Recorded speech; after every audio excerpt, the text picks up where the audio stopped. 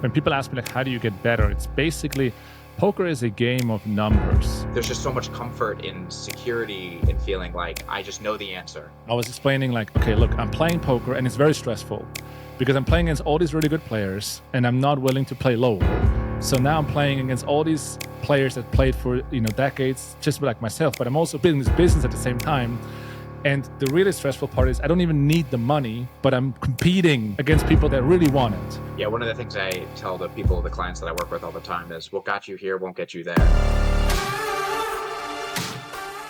Hey guys, welcome back to the Seeking Balance podcast. This week we have JNandez. JNandez is a PLO expert and he runs the PLO Mastermind and he has the PLO Trainer software. He's also just a brilliant person. I really enjoy talking to him anytime I get the chance. He's got great insights on business, life, and even more. We get into all of that in this episode, and I think it was a great conversation, and I hope to have him back. Now I bring you JNandez.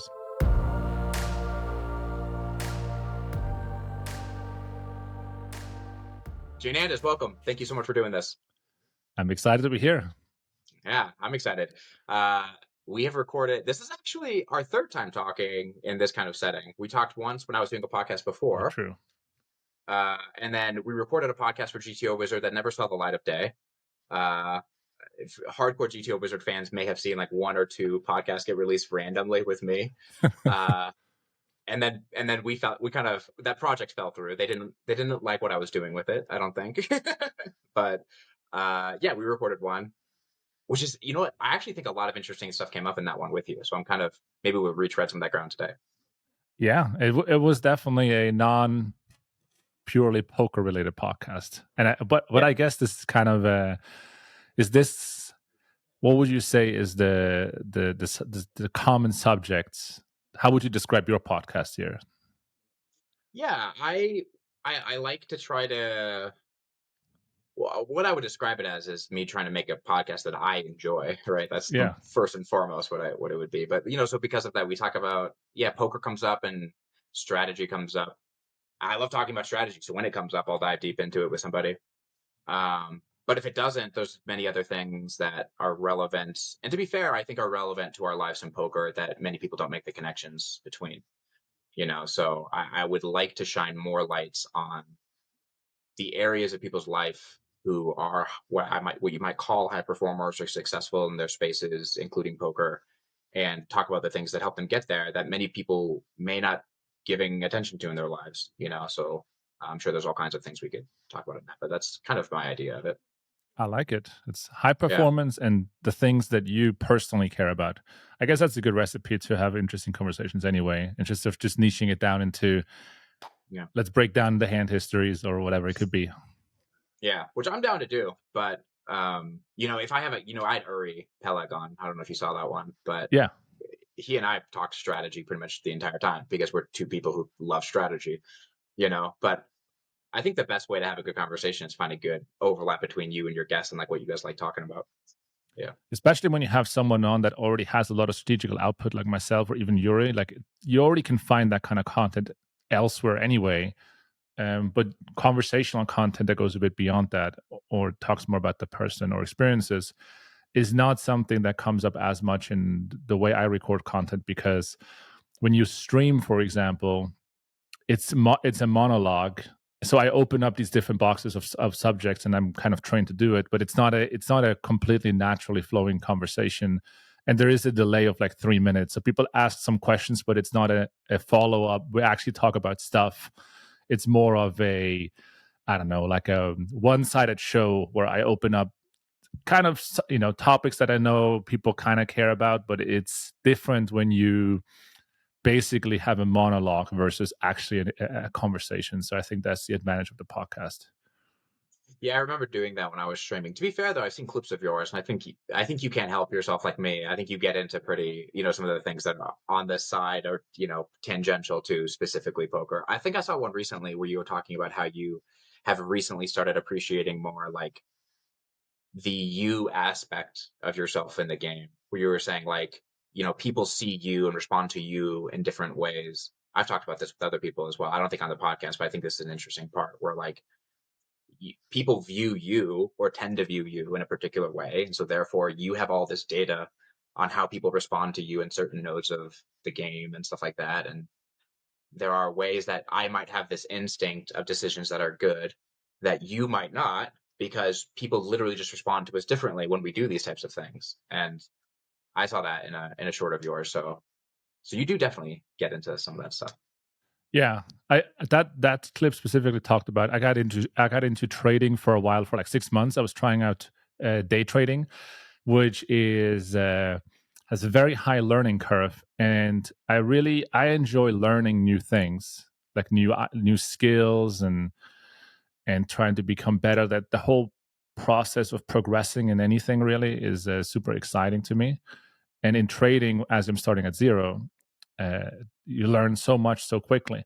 It's very interesting to see how people in trading think about variance versus poker players, because it happens in both. You can do the right thing, you have the right signals, or I don't know, you see the right orders going through on a level two in day trading or whatever it could be. You might have the right signals, but then things go sideways, and the way your interpretation works is so different with trading and poker. Because in poker, I realized that after being in trading for a while, in poker it's very common to just classify everything as variance. It's like, I'm on a downswing, I'm running bad. It's very uncommon to be like, yeah, I think I'm kind of playing bad at the moment, and I need to like work on certain things. So I don't think I had an edge in that game because of such and such reasons. It's just always a downswing. It's always bad variance. It's always the other guy sucks. Like it's very, very common frame in poker. That level of objectivity is very rarely seen. So it's kind of weird because was that? Is that different in trading? You're saying that because they view variance differently, they're more likely to view themselves as the problem. I mean, in trading, when you in trading when you lose for a while, it is much more common to think that you need to improve something. You didn't catch something is off, and it's also much more risk averse, because in trading you can increase your bet size much quicker than in poker. In poker, you play usually a stake, and you're willing to lose a buy-in, 2 buy-ins, 5 buy-ins, but you kind of understand the risk you're exposing yourself to. In trading, you could theoretically just buy more shares quickly, and the price can drop much faster than you expected. So you might think that your willingness is to lose, like you might be willing to lose $1,000, but you could also lose $5,000 if you don't risk manage well. And that's usually not possible in a very short period of time in poker, because you don't just jump in stakes mid decision. And in trading, this happens very quick. So in trading, you think a lot about risk management, not only while you're trading, but also outside of it. And in poker, I think financial literacy or financial understanding that, or the, I would say the risk in poker is viewed as a kind of it has less people talk about risk exposure as poker players in comparison to traders. Poker players is more about variance is just, it is what it is, and I need to withstand it. I need to power through it. And losing a bunch of money is part of the deal. And we need to just move on and do whatever. And in trading, you are much more careful about, wait a moment, like how big are my bets? Do I have an edge? How risky do I want to be at the moment? Am I in the right emotional state to risk a lot? So what I saw in trading, for example, is some people would trade where they would have a financial goal on a daily basis before moving up in bet size. So they would say, for example, I never want to lose more than $500 a day. So the way I do that is I'm first going to trade small size until I have a cushion of, let's say, $200 or $500. And if I never get to the cushion, I'm never increasing bet size. And if I go to 500, if I go down 500 down, I'm quitting the day, because for whatever reason, that day is not the day. We don't know what it is. The market, it might be emotional thing. whatever it could be. But basically, I'm not increasing risk until I have a momentum going. And then if I do have a momentum going, if I'm right a couple of times, I might increase my risk and risk more. But I'm keeping my downward side capped. And I think in poker, you do have stop limit as well, or you have like a daily max loss, but very few people actually have a daily max loss, because the way poker players think about risk is much more of a, you need to get used to it. And just, if you're not emotionally strong to play your A game after losing 5 buy-ins, it's a you problem. You need to just keep playing, instead of saying you don't play the same when you lose 5 buy-ins quick. It's something changes, and however strong you want to be, it's not the same. Back in the days, with when you think about poker, with like more people that were more sort of the old school kind of gambler hustler style, I remember this Ivy story where Ivy would open sit at full tilt to play heads up, and his strategy was, if he loses a buy-in, he just quits. And if he doesn't lose a buy-in, he just keeps playing. So he would just sit out people when they would win a buy-in of him of like 501k, because he just had so much, I suppose, respect for momentum, and just saying like, if things go sideways in the beginning, the guy's going to play better. I might play worse. I'm just going to quit. But if the guy's losing early on, I'm just going to play as long as I can. And I think that mentality nowadays in poker goes more into this like old school superstitious kind of corner, where I think there's a lot more practicality and reality behind that poker players push it a bit to the side because it feels weak to think about it that I think way. there's this important question of just self-knowledge of like what, because the actions to me are less relevant than why you're doing it. Like for someone to go down 5 buy-ins, for some people that truly might not bother them, right? That for some people that truly might have no effect on them, that they might not be bothered. But everyone has an amount.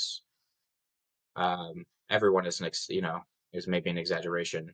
There are probably some Buddhist monks out there for whom this is not true, but most people have an amount of distress for which you are just not in the place to be playing poker. And I think of that as a pure part of your identity, that like, just to know that like there is some point at which you should no longer be doing this, right? That this is just not worth your time. And that's an interesting to say. It's not even worth your time means it doesn't have to be. You don't even have to be losing necessarily. You could just be like losing enough to where this literally isn't worth your time. Like it's just go do something else, And I think if you struggle to incorporate that into your identity of self, if every experience of hardship is seen as a challenge you have to endure and push through, then yeah, you're being very unrealistic about what it means to be a human being. You have not really accepted that like we are all humans with limits. We are biological chemical systems.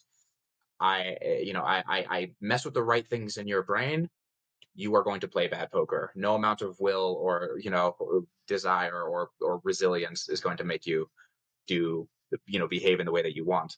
And I do think there's a lot of wisdom in just knowing what it means to know yourself and know that like there is some point that is my limit. And I think you're right. I think merely that idea for a lot of people, they'd be like, no, that's not I have to prove that doesn't exist for me. Yeah, I mean, it touches on the aspects of high performance, because usually when you think about high performance, or a lot of people think it means that you don't have to take a break, that you don't get affected, so therefore you just keep going. But high performance could also be to understand that the edge is gone. Poker has this sort of I identified like 3 different aspects of why people play poker. There's a gambling aspect to it of like, I could win a lot of money. And that aspect, it can appear in someone's in entire identity of why they play the game, but it can also appear in an individual decision. It's like, oh, I could actually stack off here and win a big pot, or I can make a light call, and then I would feel this feeling of like, I'm right. There's this confidence that comes through, and also I'm winning all this money.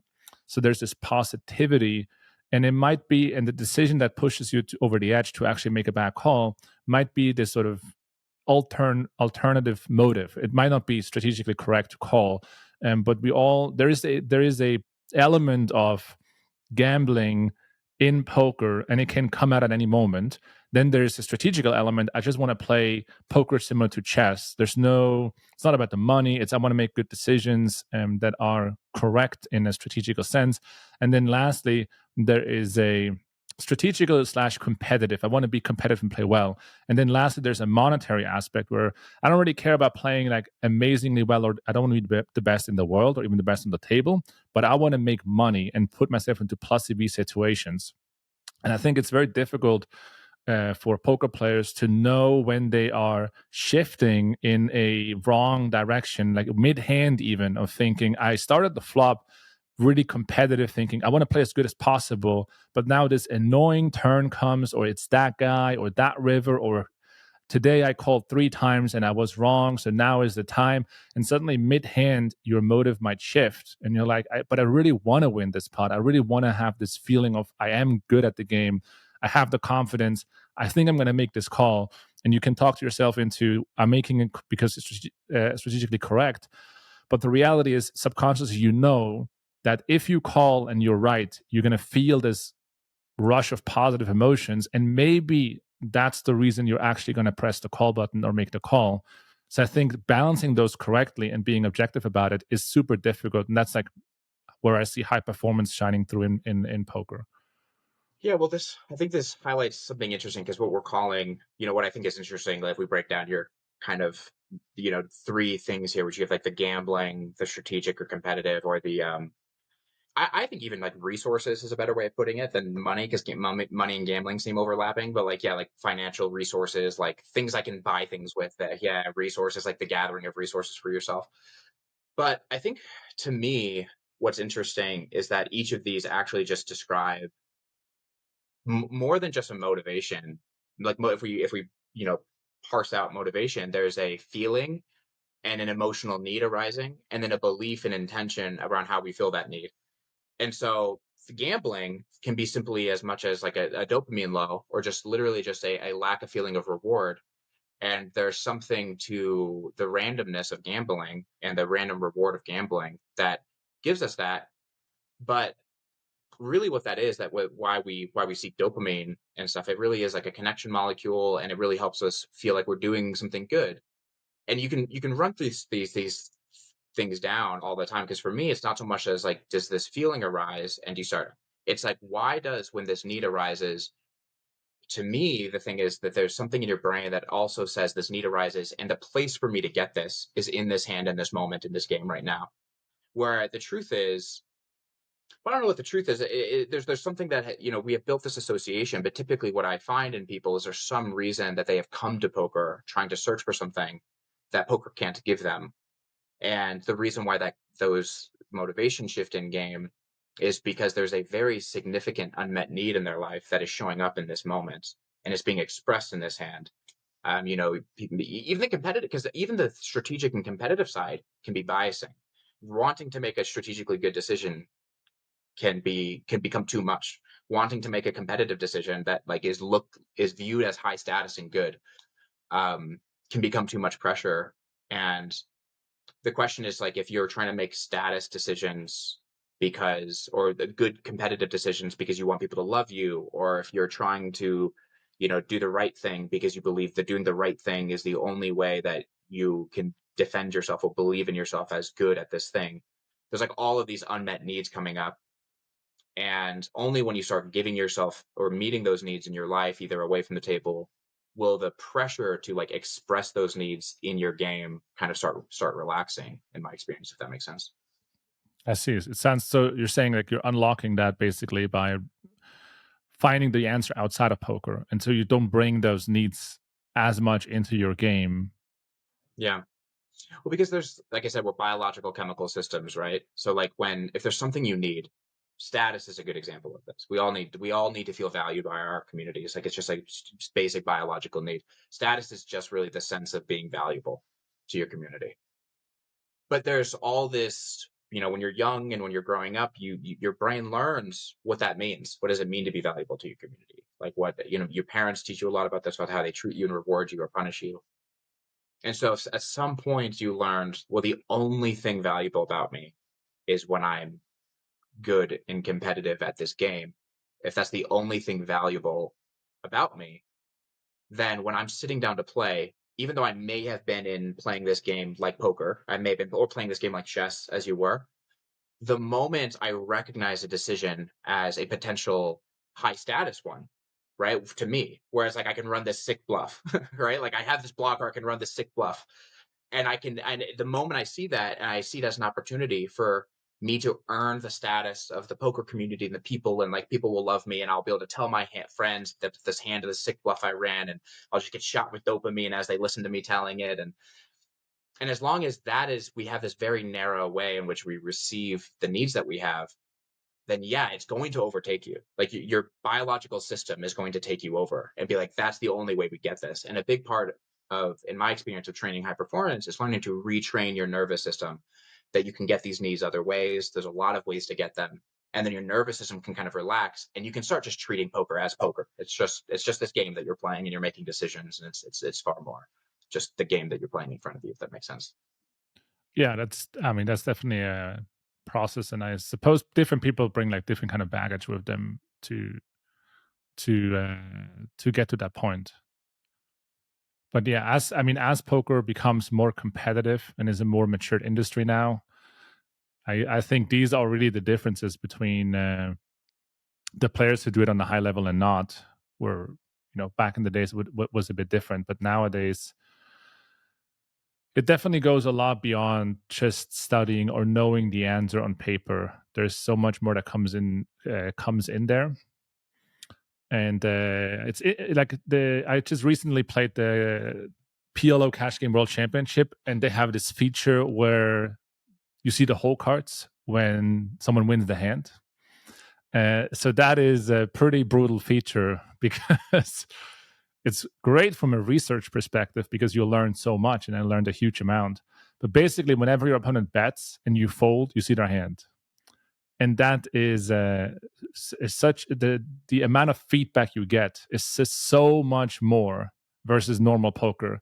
You bet, and even if you make a completely normal fold, and I had to learn this because in the beginning you have a hand that has no business in calling anyway. It's just like a normal fold, but your opponent bets, and then you see they had an even worse hand, and you're like, well, this sounds kind of unfair. Like, why is he winning the hand? Because he had the worst hand, right? Am I getting outplayed? But then I realized that he gets to win the hand. Like when I have this part of my range and they have this blocker or whatever it could be, and he bets, usually I don't see their hand as just fold because that's the way the game works. So he just gets to win this hand, and that's fine. It doesn't mean anything. It doesn't mean that he outplayed me, that I don't have an edge. It doesn't mean anything other than that's how the game works. But it's more difficult to accept that when you see the real brutal reality of like this other human just bluffed me here and here and here and here and here and just all over the place without losing your head over it and starting to make bad adjustments. So in that championship, what you did see is people making a lot of heroic plays, crazy bluffs, crazy calls, and they played much more aggressive than a normal environment. And it probably had a lot to do with the showdown feature. People don't want to fold and then see your hand, but also know that they saw your hand. So now it's this, it's kind of like windmilling the bluff into your face every single hand in a live game. You don't want it to happen. One of the biggest problems in poker today is the lack of community, accountability, and people who are being vulnerable about some of the more deep personal struggles going on. I run into this all the time in my one-on-one coaching where people are talking about things that they haven't had an outlet for, and I'm the only one they're sharing those things with. One of the ways in which I want to help with this problem is actually creating a group coaching project where people can come together, have a sense of community, share openly with each other, and all work towards the common goal of making ourselves and our poker game better, along with pushing towards any of the other goals we have in our lives.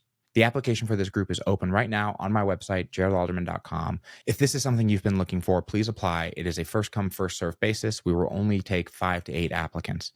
So apply now, save your spot, and I look forward to working with you. Do you feel like, I feel like for myself, when I was playing a lot more, I mean, I still play somewhat, but when I was playing a lot more, utilization of showdowns was a big part of my game.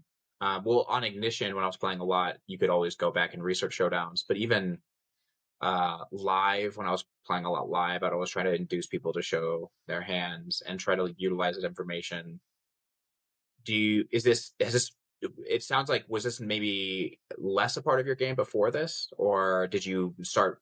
Was there a lot more work done on how you're using that information in the middle of the championship? Or Well, I would say the hands that actually go to showdown in PLO specifically are way less overall than in way less telling than probably in Hold'em, because in Hold'em a lot of different hands can probably find their way to showdown because you have very few combos. So if someone has a king high bluff or that doesn't have great blockers necessarily, like you can always kind of junk it up to frequency. Like if it's kind of you don't really know at which frequency this happens. But in PLO, there are a lot of combos that will just never see the showdown because let's say they bluff. And then, so say for example, on coin poker, you bluff the river and get called. The hand doesn't get shown down. The losing hand doesn't show, even if you called. It's basically like this live poker style thing where the guy taps the table and says, "You're good." So you show your hand, but you don't really see how wide they actually bluffed. So the only thing you see is their value hand. And the value hand is telling you almost nothing because it's like, yeah, great. I would have played the nuts the same way. Great, great line. You made money unless with the they go too nuts. thin unless they go too thin, or they check back not Yeah, not small going thin nuanced enough, things. right? Yeah. Oh, you checked back the Yeah. flop with a good hand. Okay, but which frequency does this really happen? The hands that don't go to showdown in PLO, like they just would tell so much more. You don't see what people fold, which would be the ultimate one, but it definitely it made me realize a few things. On first, it made me realize looking through a lot of hands that a lot of the best players in the world, a lot of the stuff they do is just really good execution on a consistent basis without reinventing the fire. It's not like every hand is just some crazy whatever it could be.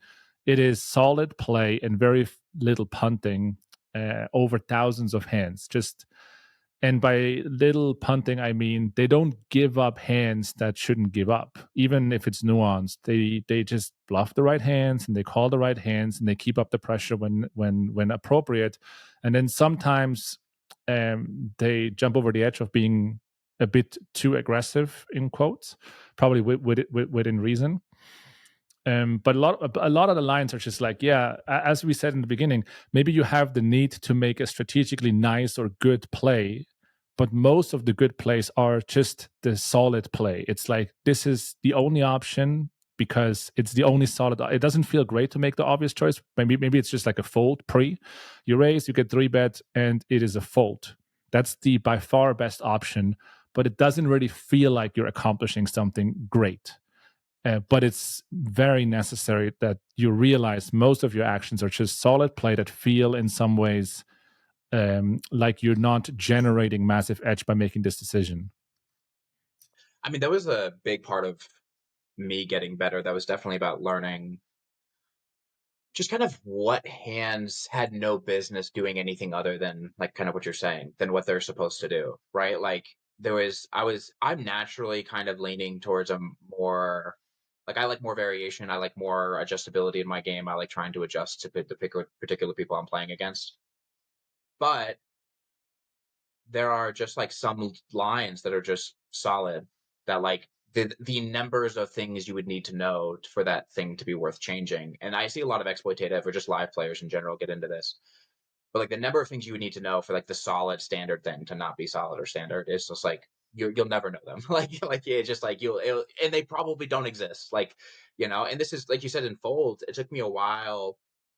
I feel this way now, but I feel good about making good folds, but just like solid folds. So just like, and there's so many, like you're saying, there's so many matchups where like I just don't give the spot any consideration. Where it's like I fold, I fold, I see a standard bluff by them, and I just move on. I'm just like that's well, because now I'm playing a lot on Club WPT, and you can pay to see showdowns, which I do a There's some lot. crazy showdowns on that side. That is for Yeah. sure.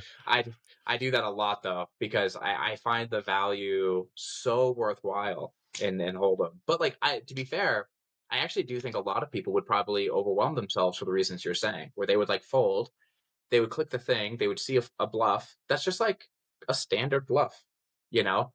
But for depending on who you are, there's all kinds of ways that might bother you or like upset you or like want to be right. But the real thing is like it's really important that that's standard because it's really important when you see showdowns that are not standard, like what to do with it.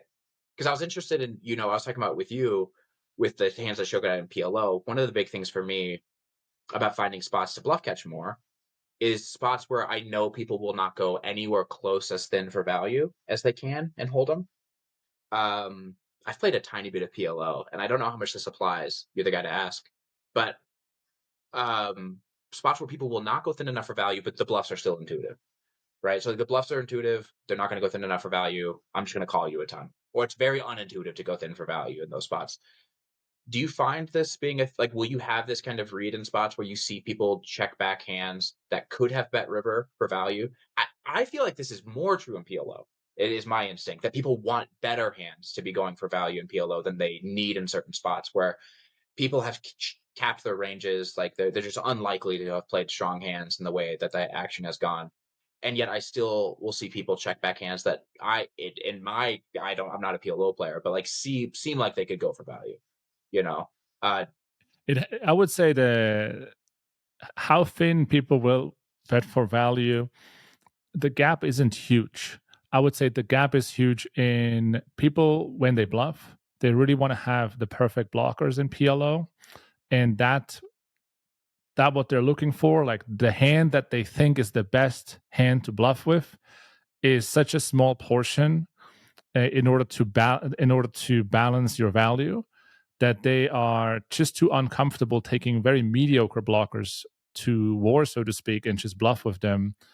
And so it ends up being that they have all these value hands that anyone can recognize that they are value. There are some extra combos you can add in, but I think the bigger issue is that people are not comfortable enough seeing a hand and saying, yeah, there's some reason to bluff. Like I see some reasons to bluff. It's like low showdown. There's some blocker properties to it.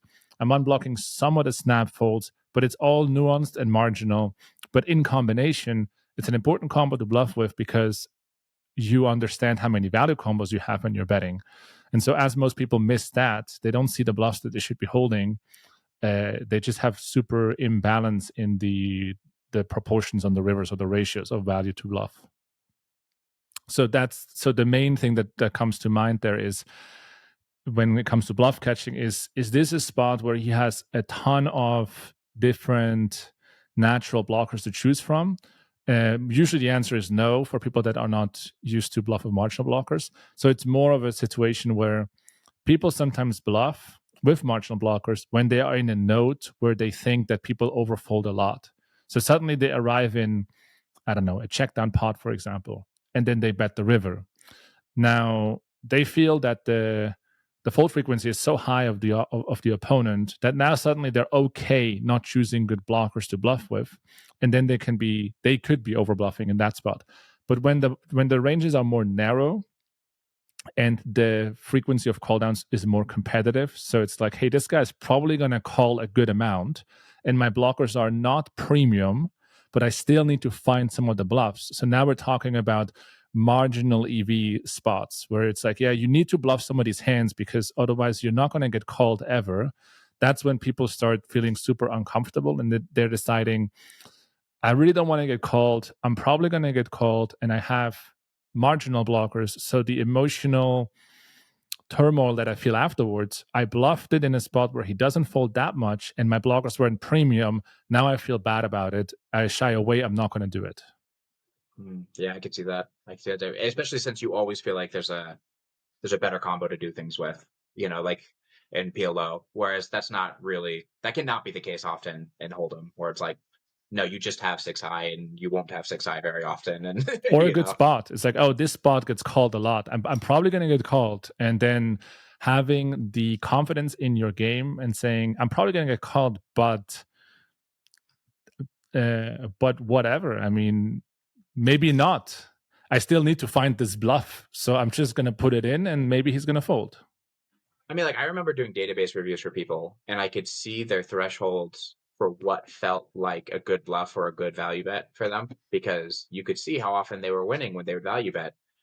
And like when you value bet thinly, like appropriately thinly, like you could filter for their thinnest value bets, you should just be winning like 51% of the time if you're crushing it, right? Like certainly in cash games. And then it's same thing with bluffing, right? We can just look at like, okay, how often when you're betting and you don't have showdown and you're betting pot size, like how often are you taking down the pot? And you could filter and look at people's databases and see that like they want to win the pot like 50-50 when they're bluffing or something, with way too big of sizes, like even way too small sizes, like half, like if you bet half pot, you just need to win 33% of the time and you're, or just over that, you're crushing it with your bluff. So it's like there's all these spots where like you should get called a lot, and especially when bluff catching. That's the other thing too. River call efficiency was big. But in all of them, like poker's this weird game where like the only spot where you should be getting folds more often than not or winning more often than not is basically whenever you're betting over the pot as a bluff, right? That's the only spot where you should be getting more folds often than not. Every other spot though, whenever you're calling, or I guess value betting is another spot where you should be winning the pot more often than not. But if you're bluff catching or bluffing, those are the two spots where I find most people are worst at. They're just like worse at they're not very good at bluff catching and they're not very good at running big bluffs.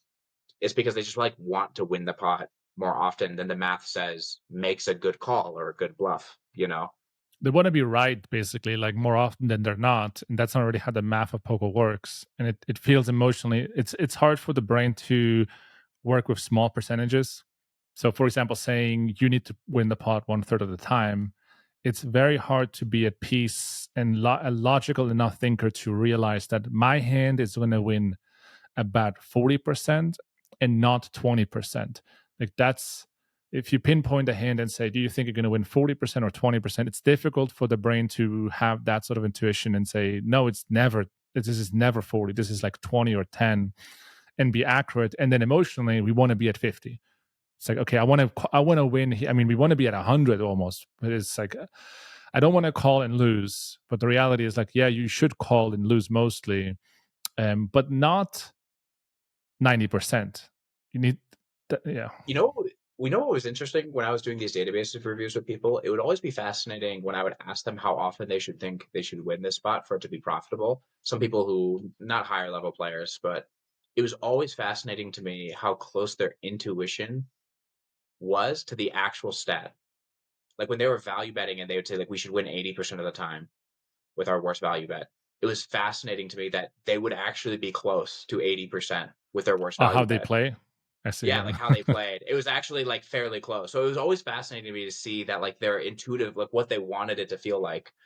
And I think there's actually a dissonance for better players who are doing similar things because they have the knowledge that they should be winning 51%, that they have that knowledge, and this is true for poker players, but just people in the West in general. They believe that knowledge means that's what they do. That's what they try to do. So they have that knowledge that they should be winning 51%, but their internal feeling still says, I want to win 80%. And I've did database reviews with people. It's like you're winning. That's what's happening. You're only betting and winning 80% of the time with your worst value bet or something like that, 75%. But they know that. Like I think part of them does know that, that like their threshold, that part of them knows they win when they value bet too much. But because they have that knowledge, there's like this dissonance and they don't know how to turn inward and be like, no, how often do I really feel like I win when I value bet?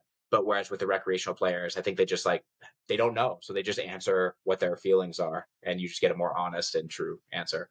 This concept that you're describing is something that I think a lot of recreational players, they really have no clue about how often your value should win at showdown, or like what is, I usually, the way I introduce the topic is usually I say like, what is a value bet to begin with, right? It's like your opponent calls with like at showdown, it turns over a worse hand than you more than half the time, right? So that's called a value bet. But most people would think like, I have the nuts, so I'm value betting, and then that's what happens. That's, you value bet the nuts. It doesn't really work that way, but it feels comfortable for sure. But I would say like when I look at poker content and these days, like the more mainstream content, like the big cash game shows and that are live streamed, or just like big media content, to me it seems like what is propagated as the skill sets of a great player is just like so far away from the reality. So for example, obviously all the super creative plays is what makes the best players, and playing like this over celebration of like high VPIP. This guy plays a crazy VPIP, or making huge calls with hands that have no business in calling. But that's like the best players. They can. There are all these like sayings that I guess from a professional perspective, it is cool because I guess it keeps up the delusion of what actually makes a good player. But the common themes are like over celebrating high VPIP. It is over celebrating the creative hero call that has no business in calling ever in the hand. What are other things? Like there are so many decisions where it's like this has nothing to do with high level poker, but it is, people think this is what makes the difference. For example, this thing of like, this, you can never put this guy in a hand because he can have anything at any moment, and that's what makes him great. It's like, no, this is not how it works. Like, yeah, just because someone plays like 80% of the hands doesn't mean that he has any sort of secret sauce strategy. It's just the strategy just sucks. Like, yeah. Well, yeah. I mean, like if you, first of all, that is a strategy for someone to, let's say everyone has in every line, people have all hands at equal frequency. that is that is a strategy. That is a strategy. That's one we could play against. I would raise you an awful lot, You and I wouldn't know what would they have, like that's for sure. yeah. But it You doesn't wouldn't know what they matter. have, but it doesn't matter. But when I used to, I was in the Navy and I used to teach poker to like my Navy friends, and they used to say this as like, you won't be able to play against me because like you won't know what I have, and I'm like, no, you won't know what your strategy is. That's the difference. Like you saying you don't know what your strategy is doesn't mean I can't know what your strategy is, right? Or like I can't approximate it. Like, and that's why I will beat you. It's because to you it's random, but the truth is it's not random. There's some pulls in some direction. Some things mean something to you, some things don't mean other Yeah, you things to you. might bet, like you could have every single hand in every single spot, and I might not know what you have right now, but I do know you have way too much trash. And so I'm just gonna call like, yeah, I didn't know it was 8 high or 9 high or 10 high, but I just know that you can't have enough value in this spot. Yeah. I mean, this maps to people in general. Where I mean, one, I think there's actually a lesson here for all poker players, which is to have some healthy respect for your lack of knowledge of your own strategy. Which there are parts of your strategy to which you probably are unaware of that astute and perceptive players might be able to pick up on, and that's worthwhile because when you if actions happen or a hand goes a particular way that seems particularly shocking to you, it's worth considering that maybe someone actually has intuited something about your strategy that you're not aware of. But it's also the same thing. Like we should be trying to intuit things about other people's strategies that they are not aware of. Like we should, trying to see that part of people's game that they don't realize they're doing. And in the same stretch, many people have these leaks because they're unaware of them. It is beyond their pale to fix them. So I think a lot of poker players are really worried about getting exploited or like making something crazy. But the truth is, if you do something wild, most players will see that wild hand and just think like, what an idiot, and just move on with their life. um, I was going to say, because one of the things that also came up to my mind when you were talking about what makes a great player, even the truly great players you see execute on like wild calls or wild bluffs or really thin value bets or whatever, I do think there is a lack of appreciation for how much of that is baked into a deep understanding of just the fundamentals. Like even someone who goes really out on a limb and makes some crazy exploit. It reminds me again when I was in the Navy. I was in a UD tech, and we worked in like we did a lot of shooting and special operations, and like for shooting, a lot of the fundamentals, like everybody wanted to be like John Wick or something, but like it was the same thing. It was just a lot of drilling of fundamentals, and like you would meet with these really great shooters, and they would all tell you the same thing, just like get really good at the fundamentals. Like if you could do the fundamental things really, really well, you'll be great at some of the more complicated things. And I think this gets lost in poker a bit of just like, what is your thinnest hand you can bet for value? Are they folding more than MDF? Are they just like these fundamental things of just like drilling these same thought processes over and over and over? Those fundamentals will come together for you with experience in spots, and you'll realize that someone is way out of line in a situation once you have experience. But it really is based on just fundamental understanding of the game. It is usually when you mentioned database analysis, like when when people ask me like, how do you get better? It's basically poker is a game of numbers. It's just all like whatever strategy you play can be described in a number. And when you have all your data, like in hand to note, for example, everything boils down to a number. That's your entire game. And even though we have all these thoughts, these creative ideas and reasonings that humans use to bet this hand or check this hand or use this sizing, at the end of the day, it can be described in a number.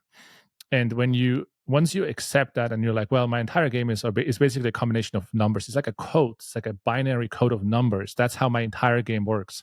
Then you also understand that there is a correction to whatever number you're playing that can be improved. It's just more about understanding how to do that and how to gather your own numbers first. And most people, when they think about getting better at the game, they think a lot about reasonings of individual hands. They look at one hand and they say, my reason for taking this line, and they give you like a huge text of like, this is exactly why I did all these things.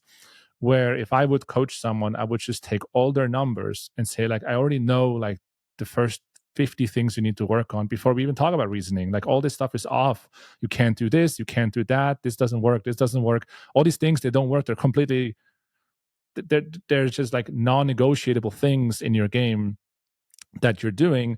Once we work all those out, or we start on the path of working them out, we can start talking about like, well, why is this hand a bet and not a check? And now we start coming up with concepts in human reasoning in order to arrive at the frequency.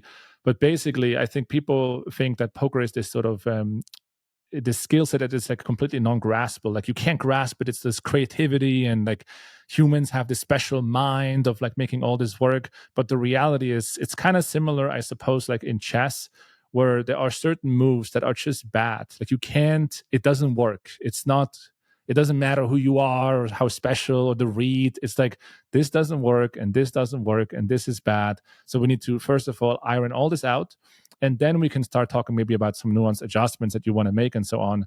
But usually people want to, for obvious reasons, want to keep romanticizing the game of poker as in like everything is up to an individual decision or stylistic preferences. It's like I like to play it this way.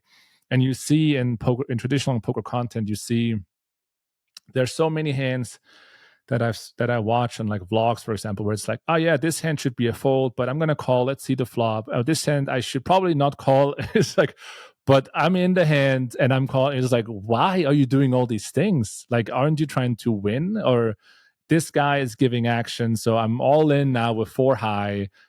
All right, I don't really understand. I guess like this is a different side of poker in some ways, but it's definitely not high level poker. Like high level poker works in a much different way, and I think a lot of people, they probably have a much different perception to, even if they play well, it could be explained in a number. It could be like, yeah, you're playing well because pre-flop you're cold calling on the button the right hands, and it can be described in this number.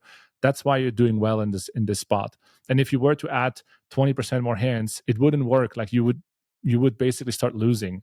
But it's more difficult to accept that it's just that. Yeah, I think this is an interesting discussion because I do believe both are true. Like I do believe it is just a number. I used to do a lot of database review on myself, and I would like systematically go through and like try to change certain frequencies of certain spots. But it did get to a point where I could like feel in game when I'm playing, like, oh, if I bet these kinds of hands, this frequency gets too high. Like I could feel that, in game, like, oh, this, but also along that, I also learned where I could just have a read in a spot and run something knowing it's just one hand and it just doesn't matter. And like if I'm right on this read, if I believe in my ability to make a read in a spot, then I should go with it. Like if someone does a timing tell or a sizing tell or something that just like doesn't make and I believe a certain exploit makes sense. I really do think there is a important degree of, I still think there is like a style for which you can work on, and the game is massive. So while I agree with you that at some point it could be expressed in numbers, because the game tree is so massive and so complicated, you can have styles of play where you can capture EV in other parts that you might be leaving behind in some parts, and something about your personality, you might be better tuned to like capturing EVs in these ways. And it's going to show up in a If this, number. I'm not yeah, saying like it will, yeah. I'm not saying there is one number that is correct, but there is a combination of numbers that work well together and others that wouldn't. Or like you can explain like why you're over aggressive in a certain line based on the number, but it would have to be justifiable with other numbers. Like, okay, look at the pool, they're overfolding here, so I'm like adding more bluffs over there. So that seems to work out really well. But it can be explained that way. And I think the first step to understanding your own strategy is to understand what you're doing in numbers. It's like, well, how many, like, what is your c-bet frequency on the flop? It's, well, I have no idea. It's like, well, then let's start working on self-awareness first of like, what is your game actually going to look like? So we can start looking at where is it probably leaking, instead of judging your skill based on how well you can explain your thought process in a single hand. Like that's the skill of a great poker player is you make thousands of decisions with high accuracy, like a lot of the times. So a single hand, it can tell you sometimes if someone is a good thinker in general about the game. But it's much more effective to just look at the bigger picture and see, is your execution anywhere close to what is probably a good strategy? It doesn't have to be a GTO strategy completely, although it is always going to be baked in it, but it has to work together in some ways. Like it has to make sense. Yeah. Yeah, I agree with you. Like you said, it is going to be expressible in some number. I think depending on the person, it can be valuable because to be fair, like the number is a representation of what their thought process leads them to do in the aggregate. So I do think you can get at it from both ways. I do think working on but it still needs to matter. Like I say, I'm coaching somebody. I need to be able to catch when a thought process will lead to a really out of whack stat. And I think having done a lot of database reviews, that's helpful. And then depending on the person, some people are helps showing them numbers. For some people it's a necessity because like you're describing, some people are so ingrained in their thought process that like to explain to them like, hey, this thing is there's the usually what I'll say is like, let me kind of explain what would have to be true for this to be good. Like and then you tell me how likely you think this is, because we could just look at these certain stats and be like, for this to be good, all these crazy assumptions that we have to roll out have to multiply and be true. But none of those things are probably true. So us seeing this stat sometimes is just like it can help to explain to people. But a lot of people, if thought process is your thing and like you don't like the numbers, it is still a useful thing to say like I said, I think that was what was valuable as I was working on my own database and playing in the game is I learned when I would like certain trains of thought.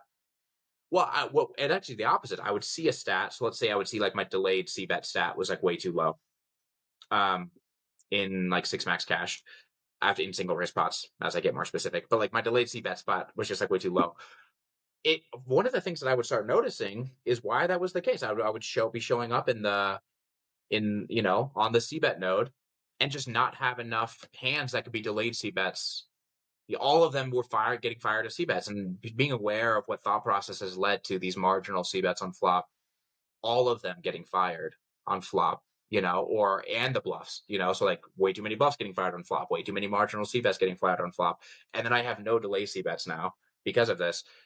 The awareness of the thought process led me to catch those thought processes quicker, right? Like I would realize them more because I'd be like, oh, this is why I have none of these hands that need to be in the delayed C bet line, That's difficult to recognize without the statistic itself, because basically the entire game can be explained as all these different trees that are available, and human bias is, there's definitely a natural bias towards certain parts of the tree, and then other parts of the tree automatically suffer. So for example, a lot of the passive lines are just way less interesting, probably some sort of biological reason. Like once the pot stays small or you start checking back on the flop, you start paying less attention.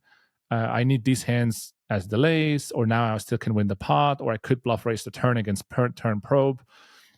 So that lack of awareness, I think, can get resolved by just looking down at all the frequencies and say, like, once you take a passive line, your game is just falling apart.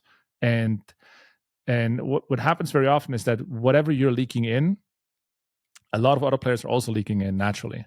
For example, these passive lines. And so once you start fixing your own passive lines better and you start distributing the combos more evenly towards all different parts of the game tree, you realize, what I've done wrong for so long, most of my opponents are still doing wrong, and now I know exactly how to attack it because I fixed my own stuff. Yeah, definitely. Yeah, and one of the things that was always helpful too for me is when I would be doing people's database reviews is I would have like these massive hand, like hand databases of lots of players, and I could just show them the node of the top winning players in their pool. And Benchmarking, it's yeah. like, yeah, it's like you have this massive gap between your stat and theirs. It's not to say that you couldn't be right, that your stat is better, but like, But you're wrong. but you're probably wrong. Yeah. Yeah, so I'm interested to talk a little bit about your business while I have you. Just other things in your life in general. Like, how is I've been playing PLO on Club WP2 Gold, and so I've been using PLO Trainer, which has been fun. What do you think about the action there? Dude, it's wild. Yeah. Some wacky, wild stuff going on. I had a sneaking suspicion that the games would be like surprisingly soft. That they're small, so people would think that maybe they're tough. But I had a suspicion that they're going to be like soft. And I think I was right. So yeah, I've been playing. They've been. Do you play in them at all? Yeah, some. Yeah. Is your screen name a secret? No, I streamed one session. Have some sort of collaboration with WPT Gold as well. I'm doing some content there. I'm aware of the games and stuff. Yeah. We should do like a play and explain or something sometime. That'd be fun because I am a horrible PLO player. And it'd be fun to you're not the only one on that side, that's for sure. I thought like one good promo move for them would be you sit down at a table and you just pay to reveal all the hole cards for like an hour or something, just to show like how bad the players are actually playing. Because if you see the hole cards every single hand, you're like, what are these guys doing? This is pretty wild action. Yeah. PLO Trainer's been helpful though. Not to just like shamelessly plug your thing though. I use it a ton. But I have a bone to pick with you. I texted you about it. Yeah. It's one of my favorite features.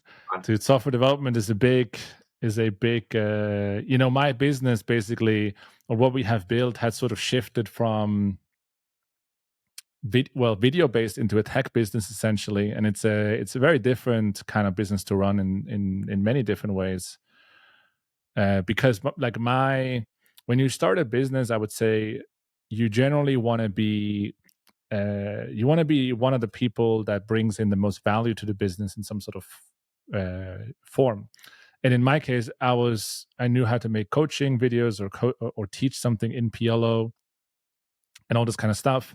And then once you move into tech, I'm not a tech guy, right? So now you need to find a co-partner basically who is extremely good in tech, and you give away part of that responsibility because just because of the way poker develops, it's like it's so much more tech based these days that you need to find the right shift. So it took us a couple of years, a lot of money in order to, and a lot of learning as well. Even though I'm still not a tech person, I know a lot more now about development and how to work with developers and teams.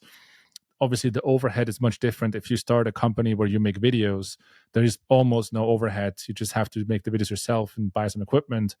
But with development, you have teams and languages. And usually when you start coding, this coder is like, oh, your old code is trash. We need a new code. And then your website is trash. This needs to be faster. And, oh, this team, let's trash everything. Just make a new, so it's a different world. But it's definitely.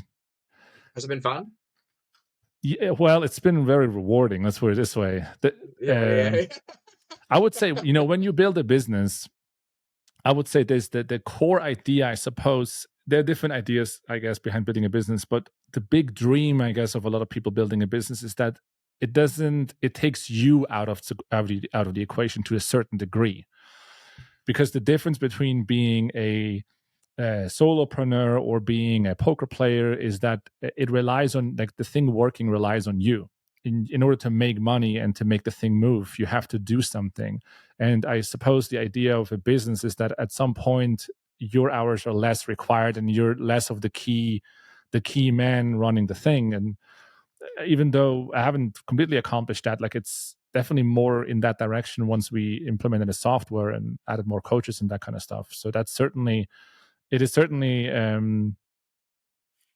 very rewarding because it takes hours, like your time from your like it separates your time and your income in a different way that is very different than playing poker. Yeah, definitely. It's was that a tough transition for you though? Like stepping, I know some people have a hard time stepping back from their, because they build this thing, they're invested in it a lot. Was it hard for you to step back and like hand over reins to other people in some ways? And No, because mm,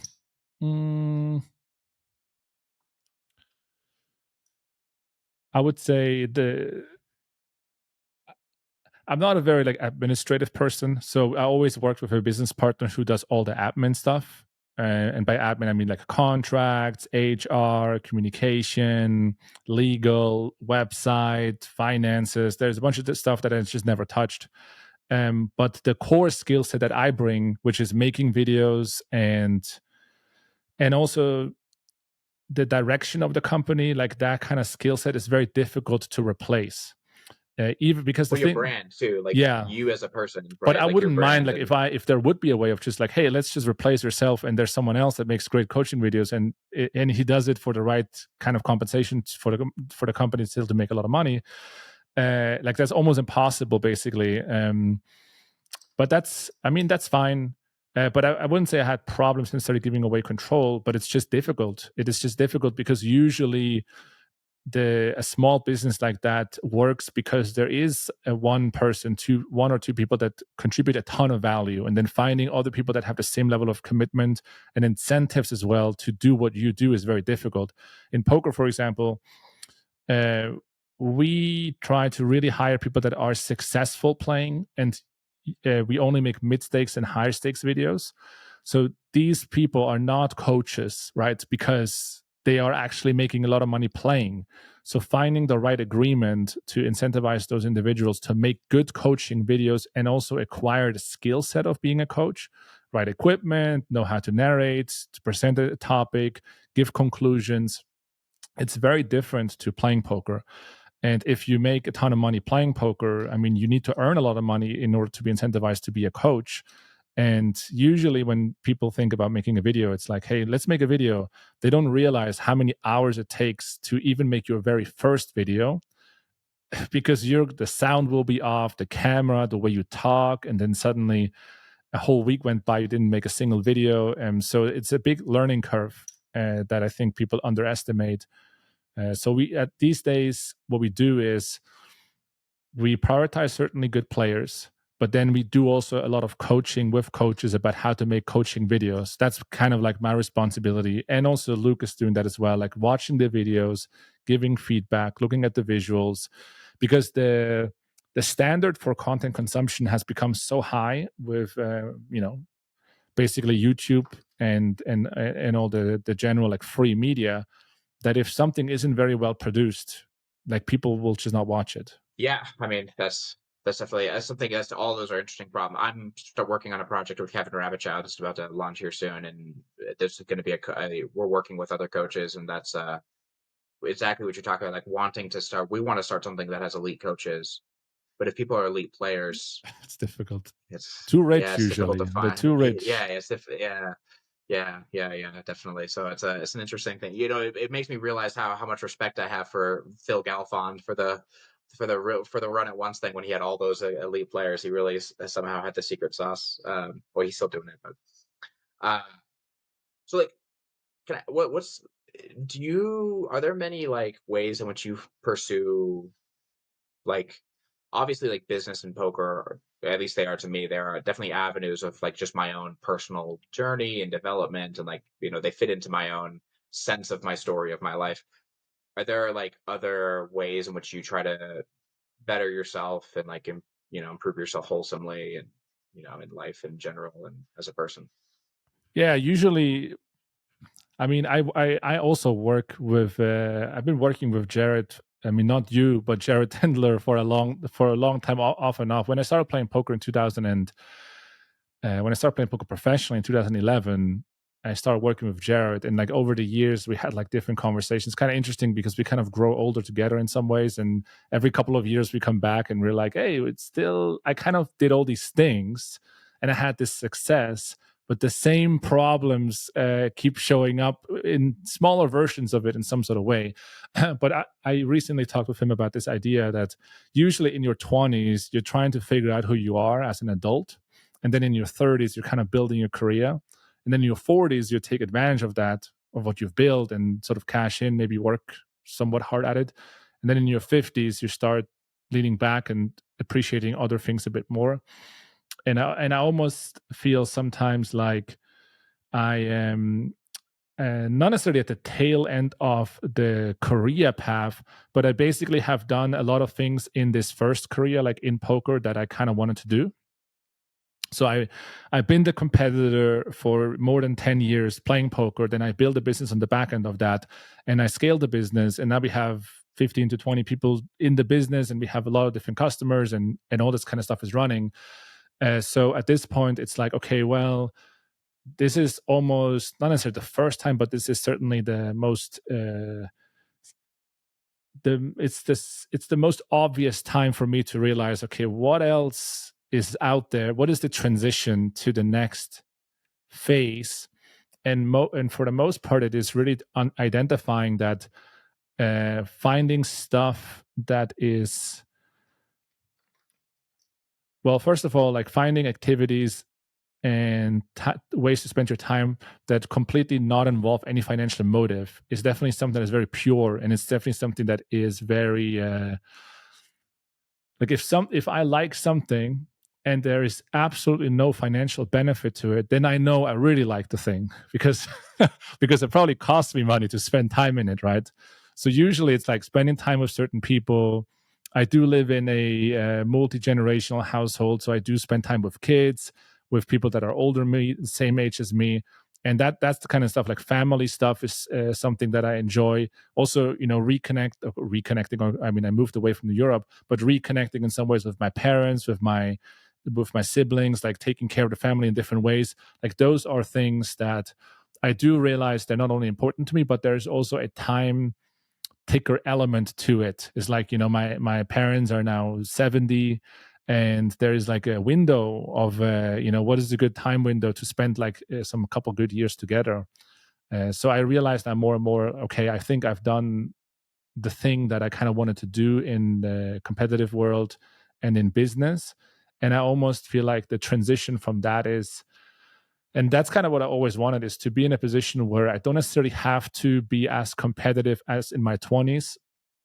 And I can I can have more leverage behind my business moves, so to speak. I can say, hey, I make actually more money, but with less time. That's the ultimate win. And then learning, okay, well, now that this is a reality, what is this all this time good for? And it's good for all these things that have absolutely no monetary incentive at all, and are very difficult to, you cannot forcefully achieve them. For example, having good family relationships, feeling like you're contributing in some sort of way, impacting people in a positive way, like in your family circle or friend circle, or having unique experiences of human connection. Like those are things that you can't force them the way you force a business move or something. It's something that is more nuanced in like, okay, I want to build this relationship with, I mean, to give you some examples, let's say my parents flew out here to LA for my birthday. It was like a surprise. So, that's great. And then my dad took me to a NASCAR race. And I told my friend, I said, there's exactly one person in my life I would have agreed on going to a NASCAR race. Like, I couldn't care less about going to a NASCAR race in Kansas City. It's no joke. But when I was like, if my dad at 70 years of age flies out to LA and he buys 2 tickets, and we spend the night in a motel, it's like, this is all, like, every element of this is not my style. Like, I like to travel comfortably. I like to not go to race car shows that go 5 hours and are loud. Like, none of this is my style. But it's a great moment of like, wholesomeness and something that matters because it's my dad. He's 70, I'm 40. It's like, it's a special thing. So I think these kind of moments are special, and they are in some ways earned, because I feel like, if I would be 27 and I haven't done what I've done, and I would just like spend time on the weekend in a NASCAR race, it would be something completely different. Like this is different. So I feel like at this point in my life, I am trying to be more smart in decision making. So it's a bit of a tangent, but just to get into this last point, basically, when you're young, you see all this productivity in front of you. Like, I need to do these things and become this and this person. And then at some point you realize that doing is not the answer anymore to progression. It is choosing and then doing first. And so my decision quality wasn't the greatest in the past. I was more like very active, just like doing stuff and accomplishing things. And now, as I realize time is limited and I already accomplished the things that I kind of wanted to do competitively, I'm like, well, now let's become smarter at choosing. And the benefit of that is not only that you have these activities and moments that you appreciate, for example, around family, but even in business and financially, if you're smarter in choosing, you might actually end up working less and getting more out of it by choosing things that might pay off in a bit of a longer time frame, but they will include less stress, less time, less burden, and maybe even a bigger financial payoff.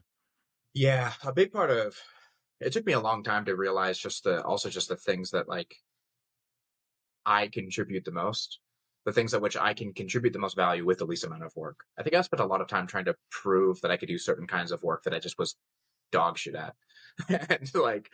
And so therefore to get something done that I was just not good at in like my collaborations with people or something, people would like bring up things. I'm like, I could do that. And I'm like terrible at it. And and it will take me 10 times as long as it would like somebody else to do it. And it's stressful if you're not good at it. It's stressful as well. Yeah, it's stressful. And so I think for me, part of it was just learning to be comfortable enough with myself where I would just like be like, hey, these are the things I'm good at. And if you want these things done, I'm great at it. Like no one will do this better than me. But some of these other stuff, some of this other, and anything like practical or everyday or pragmatic, I'm just the worst at. I'm just not the guy for it. You need like a creative idea or like something like that, or you need someone to read lots of books. I'm your man. Yeah, it's. I was gonna ask, do you find that transition that you're talking about of like going from like valuing the time that you have more and like spending it with your father more and like kind of moving away from the doing of like your work, and is that something that's arisen naturally? Because I feel like I've had to intentionally prioritize this to some degree and like notice the value of it and feel the value of it and like to some degree have an intention with that, because I do think a lot of people get caught in that doing and never they spend their whole life trying to do enough to where they can rest. It's no, it comes through like painful experiences, because usually the most painful, not painful, but the most pivotal experience, I guess, or realization is that when I was talking with Jared Tendler about playing poker, I was explaining like, okay, look, I'm playing poker and it's very stressful because I'm playing against all these really good players and I'm not willing to play lower. So now I'm playing against all these players that played for decades, just like myself. But I'm also building this business at the same time. And the really stressful part is I don't even need the money, but I'm competing like against people that really want it. And it's like, why am I even doing all this? Like, it's so stressful. But I have this competitive nerve. And I think what we have identified is that poker used to do something to me, be something to me at, let's say, 25. And I'm trying to basically make it do the same thing again. And it doesn't work like that because I have changed and things have changed and it doesn't do the same trick. So now I have to change the interpretation of what does poker actually mean to me and what does it do for me and what can it not do for me. And the realization came through just like repetitive trial and error of just like I'm finding myself in these really stressful situations, and I'm not really sure why I'm doing it to myself, but I guess I'm in it. And then at some point it's like, yeah, why are you actually doing it to yourself? Don't you realize it doesn't do the trick? Like it doesn't do it. Yeah. Like it doesn't happen. Like the magic doesn't happen, because the magic I'm describing is when you're 20, when I was 25, poker was like the ticket to freedom, independence. Like I was able to autonomously choose who I was and how I make money and when I work and when I wake up and all these things.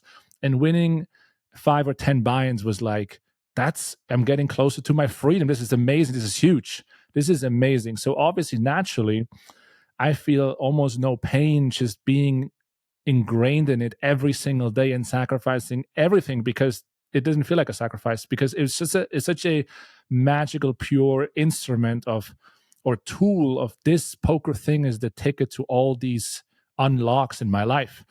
And so sometimes I'm trying to grab back and say like, well, I know it's this thing. Why doesn't it do the thing? And it's like, well, because so much has changed and it doesn't do the thing anymore like that. So now you have to change the relationship to poker. And it's like, well, if it doesn't do that thing, what can it do for me? And it's fine to then realize that, okay, it was one time, it was this magical tool that unlocked all these benefits in life and all this excitement. And now it is a different tool that is just like, this is part of your livelihood and like the way you generate value. And it can scratch a competitive edge here sometimes, but if I trying to forcefully make it become this thing that it was in the past, there will be a lot of pain involved in that. So I had to deliberately always tell to myself, it's not the thing. It's kind of similar to playing a video game where the idea sounds better than the execution. You remember all the great moments, or like, let's say you want to go to the club or something. It's like, hey, why don't we just go to the club and get all drunk and have all these amazing moments? The idea sounds better than the actual execution. Once you're actually there, and then on the next morning you're like, well, this was great when I was 21, but now I'm 40 and getting drunk is no fun anymore. This is just a terrible idea. Yeah. Yeah. One of the things I tell the clients that I work with all the time is, what got you here won't get you there. And yeah, it's like takes a lot of time to learn that, like, it got you here and that's great. It won't get you there. You have to move on. Yeah. To that next thing. Yeah. I think I think that there's a lack of appreciation, and this is, I mean, it's dumb to say it in this way, but I think everyone has experiences in the same, on a different scale. But let's say you look at someone that is someone that is born rich, is like, I think there's a lack of appreciation for the struggle of not really having this really easy solution to life purpose. Because when I'm 25 and I have no money and no career, it's such freeing to just know all you got to do is be this poker player. Like that's the solution to everything. Nothing else matters. And if you just do that, you're going to be great. You're going to be happy. But if you already have the thing, if you're born rich, for example, you're like, well, what do you do now? Like you don't need to do anything. So how do you feel the juice of life? Like and there are different stages in life where that comes back to you, where you're like, okay, poker used to be this thing, but now it doesn't do the thing anymore. So now I need to reinvent myself, but I'm already 40 and things is more different to reinvent yourself in different ways. So I think that's that this transition is definitely present for me, but and I think I'm managing it well, but it takes time. One of the biggest problems in poker today is the lack of community, accountability, and people who are being vulnerable about some of the more deep personal struggles going on. I run into this all the time in my one-on-one coaching, where people are talking about things that they haven't had an outlet for, and I'm the only one they're sharing those things with. One of the ways in which I want to help with this problem is actually creating a group coaching project where people can come together, have a sense of community, share openly with each other, and all work towards the common goal of making ourselves and our poker game better, along with pushing towards any of the other goals we have in our lives. The application for this group is open right now on my website, geraldalderman.com. If this is something you've been looking for, please apply. It is a first come, first served basis. We will only take 5 to 8 applicants. So apply now, save your spot, and I look forward to working with you. Yeah, I think people in all kinds of ways get stuck with a thing that served them at a certain point, and I think we just cycle in and out of things. I'm actually I'm in the process of creating like a little mini course. It's going to be very short, but it's going to have an evaluation because I actually think even in improving your own performance or your well-being in life, there's lots of approaches and there's lots of people with different frameworks and theories of doing this. But in my experience, people find one that works for them for the time and the life that they're in, and they kind of get stuck in it. And then they just like they all have their downsides of being like even therapy. Like if you spend way too much time in therapy, we all know that person who's just been has spent way too much time in therapy. I'm still healing. And Yeah. yeah. And it's like, no, you need to start doing your dishes. Like, you know, but but we all have, but that's true with everything too. It's like I spent a lot of time in meditation, and I know lots of people who have spent way too much time in meditation, and like who have spent way too.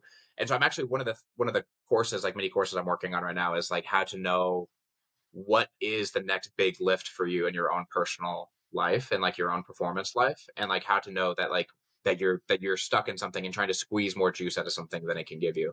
And in my experience, these things kind of like cycle through, like you come back to them, and like maybe you let go of therapy, and maybe in the future something comes up from your past that's worth revisiting in something therapeutic, like in therapy or something like that.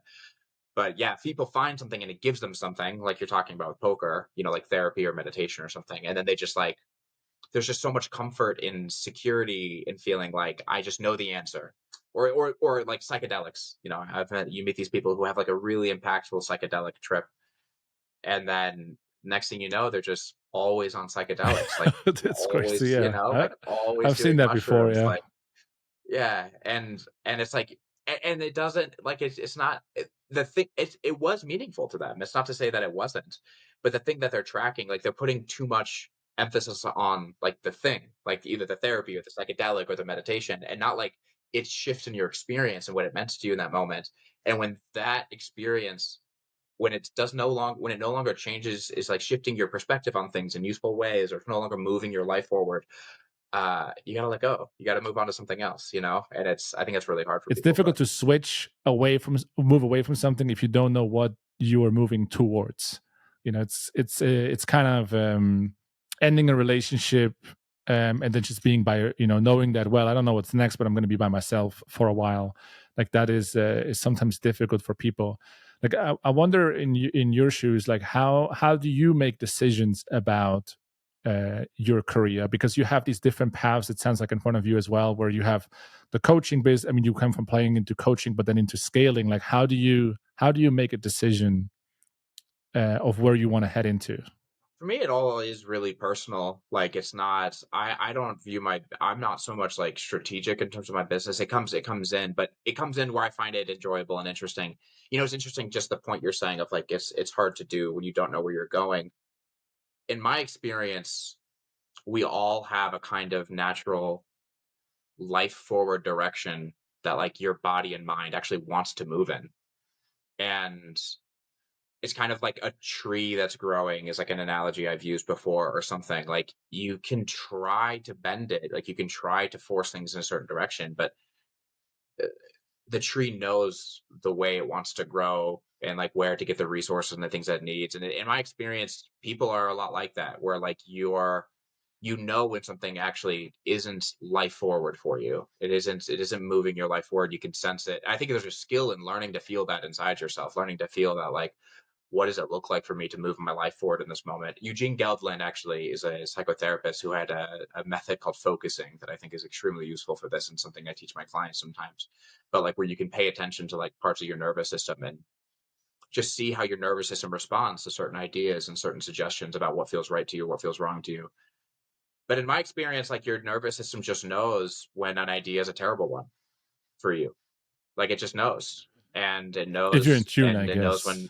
Yeah. Yeah, I mean, well, I think it knows whether or not you're in tune. I think you just ignore it or Yeah. not. Like, I I think see. whether or not you're paying attention to it. That's the thing, is like there's a clear, once you start realizing this, you realize like there's a knowledge contained within me that like I can't argue with. That like it just is inherently there. Like if I try to say like I want to do this, like for example, you could say in a relationship that is awful, and you could just tell yourself and pay attention to the center of your chest and be like, I really want to stay in this relationship, and feel everything in you tense, and just feel everything in you be like, no, you know? And sometimes you can say like, I really want to get out, and you still tense. And so sometimes there's like a creative solution that needs to be found, but oftentimes you can find something. And like when you just like learn to listen to yourself more than like tell yourself what you're doing, in my experience, the creative solution that feels right to you and that like moves your life forward and that solves the problems in your life comes to you. Like it just, and I approach my business much in the way that I approach my life, which is very similar. I try my best to just do that. It's just to, again, I actually believe like my nervous system can hold the whole idea of my business in mind without even if my brain can't. Everything that I want my business to be and how that overlaps with everything that I am and how it overlaps with the people who work in my business and their desires and their needs and stuff. That is not something I can like think through conceptually, but it is a situation for which my mind and like intuition can hold and feel and sense. And so typically when I'm trying to navigate what is the right decision, I just like, yeah, try to sense into, does that feel right? And then again, I more ask myself questions like, that doesn't quite feel right. Why doesn't that feel right? Does that present a problem that I might not be aware of that matters to me? And then it's like, okay, well, what would be the solution to that problem? And, kind of going, I don't know if that makes No, sense. it, It do- sounds it very does. esoteric, I but mean, in your yeah.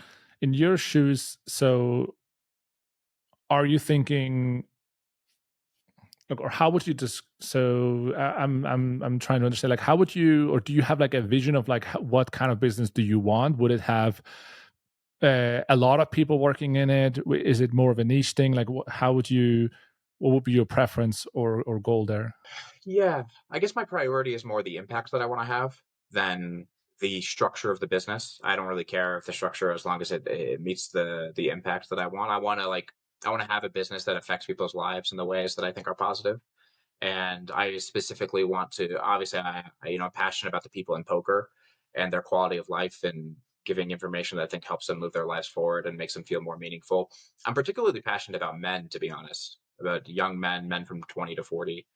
Um, Particularly passionate about like, I would really like to have a business that has an impact on helping men find more purpose. And I think a lot of our mental health systems have kind of left men behind, and they don't really meet them on their level or speak to them in a language that they can resonate with, and or seem to value the same things that a lot of young men seem to value. And for that reason, I think there's a lot of mental health struggles in men that are just completely unnecessary. And so for me, I have ideas about how to best approach that impact.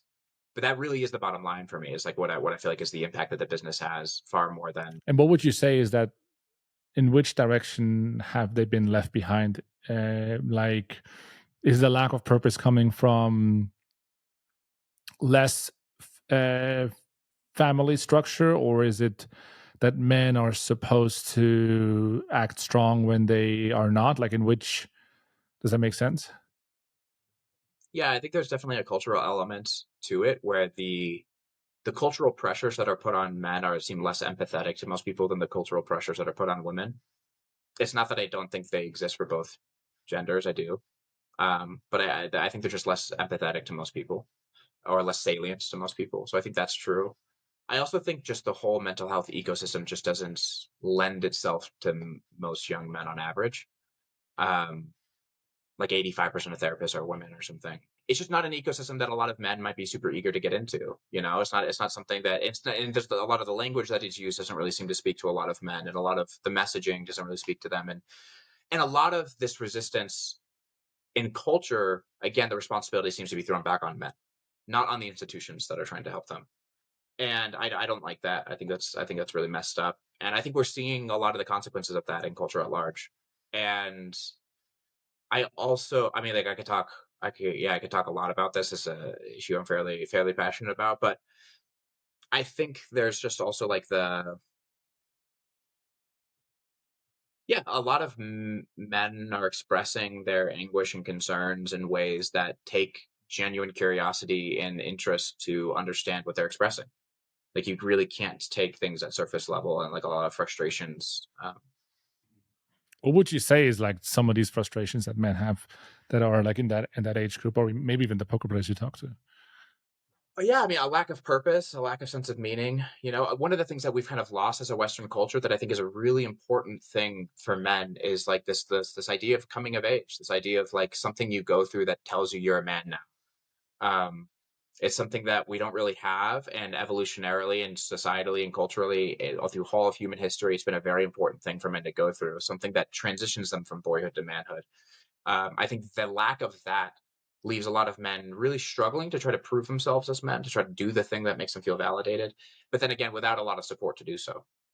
And then a lot of the behaviors and things that you see come out of that, a lot of the loneliness and frustrations and difficulties, I think those are that where I don't think men feel like they get taken seriously, and they feel like their contributions to society or us as a whole as men are valued. Um, and yeah, I think those are a lot of the frustrations, and I think they're understandable. Like, a lot of men are really having a hard time hitting the kind of benchmarks, you might say, that mark you as a successful man. Getting a wife, having a steady job, having children, providing for people. These kinds of things that a lot of men really care and wants to do. And then simultaneously, a lot of culture is telling them that, like, even you valuing those things or wanting to do them is like is misogynistic, or is bad, or like something. Like, there's just like a lot of, I think, language uh that gets amplified. I mean, it's probably a minority of the culture that really believes these things, but it gets amplified massively. And um yeah, I mean, you can look at like lots of the trickle down effects of these kinds of things, but I mean, like, if you look at like even something like male and female suicide rates and compare them, or like they're just astronomically different. Almost all suicides, like an overwhelming amount of suicides, are by committed by men. And So, which part of this would you attribute? So, to me, because I'm a uneducated, let's say, for this way, I was about to diss myself more, but I'm I'm relatively uneducated. But if I would talk to a friend, or when I do talk to a friend, it's like, well, to me, it is obvious that you want to be fit in order to attract a woman and then build a family. Like, you want to be fit and healthy, and you want to be successful, because who wants to be together with someone who isn't fit and successful, right? So you need to be these things, otherwise you're not attracting the right partners, and then you don't have the family you want, and you probably don't have the financial success that you need in order to support a family and do the things that you want. So you need to be fit, healthy, and you need to be financially successful. And so to me, that sounds like a burden on them. Like, you need to do these things. Like, and that's, are you saying that that burden in some ways is supposed to also be on the shoulders of someone else, or society, or institutions, or something like that? I'm more describing something less than making a moral claim about who it should or should not be on, right? I don't think it should be necessarily on anybody. What I think is that when you multiply the kind of frustrations that come from men to a society at large, if the frustrations are not taken seriously, you will have a lot of problems. Like, just as a fact, like, if you have a lot of depressed, frustrated, resentful men in your culture, that's going to create problems, and so it's and in working with anybody, I just believe that things happen for a reason. Everybody is doing something as a genuine expression of something they need. Um, I really am not a fan of like, well, that's on you, do it or fail. And if you don't do it, then it's your fault. That's not, like, it's like, if you want to get fit and you can't, there's a reason you can't, even if that reason is you can't find the motivation to. And a lot of problems are global. They're not linear. It's not just like, oh, this thing led to this and therefore you don't do it. There's just like a lot of trickle down effects of, you know, I work with people performance all the time, so I get down to all the time of why people are not doing the things that they really feel like they should do. They really have a deep belief that they should do it. And it's not an easy answer. But I do know that a lot of it comes down to just the ways it usually comes down to unresolved pain in one way or another. And I just think that a lot of the men that we're seeing, a lot of the problems we're seeing with men at large, it does get treated as that's a responsibility on you. And their failure to accomplish the things they would like to do does not get treated as an expression of pain that they're dealing with. And I think if you flip that and you deal with women on average, I don't think that's the case necessarily in society at large. I think a lot of people see a lot of difficulties. And I think it's true. It's not to discount it, but I think it's more sympathetic to a lot of people. And so in that sense, that's kind of what I mean, where I say I think men get kind of left behind. I see. So you're talking more about like the society at large is like less empathetic to men that are struggling with these kind of issues, basically. Yeah, and they're not seeing it, like they're not being understanding when they create behaviors that might seem ridiculous. Like okay, like Andrew Tate was huge for a while. I don't know if he still is or if he's I don't know. I'm not really online, so I don't really track these things. I think this man is a ridiculous example for anybody to follow, right? Like I think he's The top like I G. think he's Okay, yeah. no, I think yeah, I think he's like the most obnoxious human on earth. But I totally understand why men are drawn to him. And and when men are drawn to someone like that, a lot of society will just shame the men instead of being like, what is this person giving them that you're not?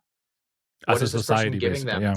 as a society? Yeah, that you're not. And like what he's giving them is that you guys aren't the bad guys, right? I'll take you seriously. I'll let you feel empowered and strong, and I'm going to be empathetic to the problems that you have. He's also doing it in a way that I think is malicious and unacceptable. Like he's going to demonize women and whatever. He's an awful human. I don't really need to lay it out, but he does give them something. Yeah. Well, the confidence, I guess, that this can like it can change or something can change, right? I Yeah, suppose, yeah. and that's what I think.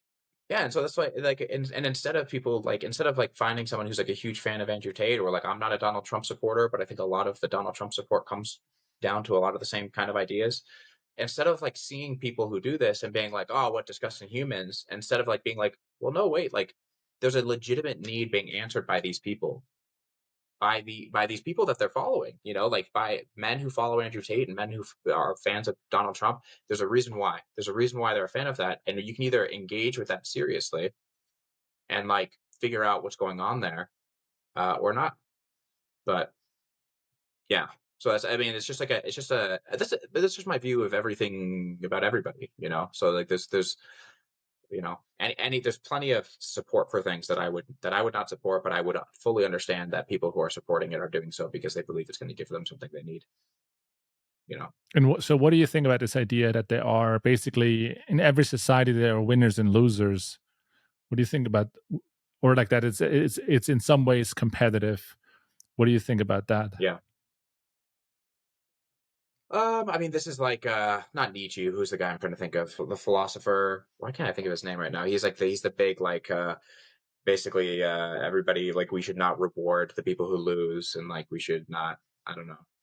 I can't think of his name, but um yeah, I mean, I guess I would ask you what you mean a little bit by that. Like what is a winner and a loser, or like what is like what do you mean? Well, I guess sometimes I think to myself that I do understand these societal problems, and it's like, so let's say I talk to a friend, but I'm who might not have the success that they want in different areas, right? Either partnership or financial or just being in the headspace they want to be in terms of level of happiness. And I would probably tell them it's like, I mean, you can, as an individual, you can make the societal observation that a lot of people are struggling, but how is that going to help you to get out of it? Or are you going to wait for things to change around you, or are you going to change within you and make sure that, well, even if more men are losing these days in terms of losing their minds or being like less happy or having less purpose, it doesn't mean anything about you, which is individually. Why don't you make sure that you're going to win, even if maybe not everyone is winning? Yeah, I guess the question is just what does that mean, right? Like what would that look like, and how much of the what is the messaging and what are the options that are being presented to people to do that? And I think the large voices right now are hate yourself. That is a way for you to Oh, your change and current win. self. Like you Yeah, I should, see. yeah, your current yourself, like hate yourself, or um fuck the opposition and like just get more angry. And like that's the thing is like the voice of Andrew Tate, is it, do we really want like the voice of Andrew Tate or the voice of wokeism to be like the only two legitimate options to men who are trying to win in their lives. And to me, it's just, no, we want voices that are speaking to people who are hurting, that can thread this needle carefully of your pain is real, what you're going through matters, you matter, whether or not you win, whether or not you do anything successful in your life, you matter, and what you're going through matters, and it matters to me that you're hurting. And there's this harsh reality of that the things you want to accomplish or the things that you want to do are bounded by practical rules, that there's just things you can or cannot do, and you will either accomplish them or not. What do you mean with practical But if you, rules? Like outside it's just of like you or physics within in you? life, yeah, like both. Well, both. There's just like physics, there's just laws to things, right? Like, I mean, there's just like, the universe is governed by laws, and your own internal composition is governed by laws. Like there's only certain thoughts you'll have will have certain effects for certain reasons that are all, it's all physics at some level. And so there's this practical reality of like, okay, well, let's say you want to be successful in something, okay, if that's something you want to do, there's a practical reality of like, there are things that have to be done in order for you to do that thing, right? Similarly, though, there's a practical reality of what must be going on inside of you to fill you with the motivation to go out to do those things. And similarly, there's a reality to the fact that all of that might not be possible for you, and that would be a tragedy. That for some people, pursuing the things that you want and finding the sense of meaning and feeling fulfilled and happy to lead to the life that you would want, for some people just won't be possible. It won't happen for them. And that's sad. Like that's like something I can feel for and not be like, well, you could have done it, so like get fucked. And so why would it not be possible? Like I said, it's just like a practical reality. Like Just like it is what it is kind of thing. It is. We just don't know why exactly it's not possible, but it's not going to be possible. That kind of thing. Or like, would you actually have a friend that you would tell, like, for you it's not possible? Is that? Well, it's not something that I would ever know, right? But I guess we will know it by how what happens is probably the only thing that's possible to happen in some sense. So like some people just will go to the end of their lives having accomplished basically nothing important to them. And that is a tragedy. And it's not like, and that happened for things that were completely outside of their control. And I really do, like, I don't, this is, getting quite deep into philosophy, but like, I don't really believe in free will. So like, at some level, everything is just things happening, and things that cause one thing to happen that cause the next thing to happen. And I've had the benefit and the experience to be able to sit many retreats and like learn a lot about myself. Many people don't have those opportunities. Many people, even if they did have those opportunities, don't have the mind that would make the same use of them that I would, or that I happened to. But I didn't make that mind. Like I didn't choose to be the person who would be able to sit on retreat and gain the things that I got out of it at the times that I did it. Like none of these things did I determine. I've known plenty of people to uh, do many things that have helped me that have only hurt them, and for reasons I can't explain. And the more and more that I'm in the work of helping people, with like I do one-on-one coaching, I coach people all the time, and my work is really just trying to. It's not so directed. I'm not trying to make someone a better poker player per se. I'm trying to just help someone with their life. The more and more the nuts and bolts of what it actually looks like to help somebody improve their life. It's very easy to stand on the sideline and be like, oh, it's just do it, fix yourself, just like do better. The moment you really get into somebody's life and like start taking it seriously, what it means to really help somebody, I think it becomes more clear that this is really complicated and really difficult. And it's really difficult for many people to make the most of their lives that they wanted to. And that just like deserves, like everyone is really out there trying. And I just think it deserves a lot more sympathy and compassion and understanding. And yeah. I think the limitations you're talking about, I think that they are real, but it is something. It is like because we don't. It's not objectively necessarily real or not. We don't know basically. But I would say that I do believe what you're saying is true, that the people just have these limitations and they will just never do what they wanted to do. I also, at the same time, would never want to attribute that belief system to myself. As in, like, I would never look at something that I want or want to be or change to and say, this is just not in the cards for you, even if that is delusional, if that makes sense.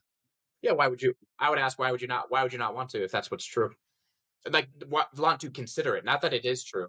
Because it might be true for other people, right? But for myself, I wouldn't tell myself. Let's say, for example, I would say like, I want to be more fit, or say, basically, I would believe similar to like poker, but because I don't live the experience of other people, I don't know if it's true or not for them. But I believe for myself is what is true is that there is some switch in my brain that I could unlock.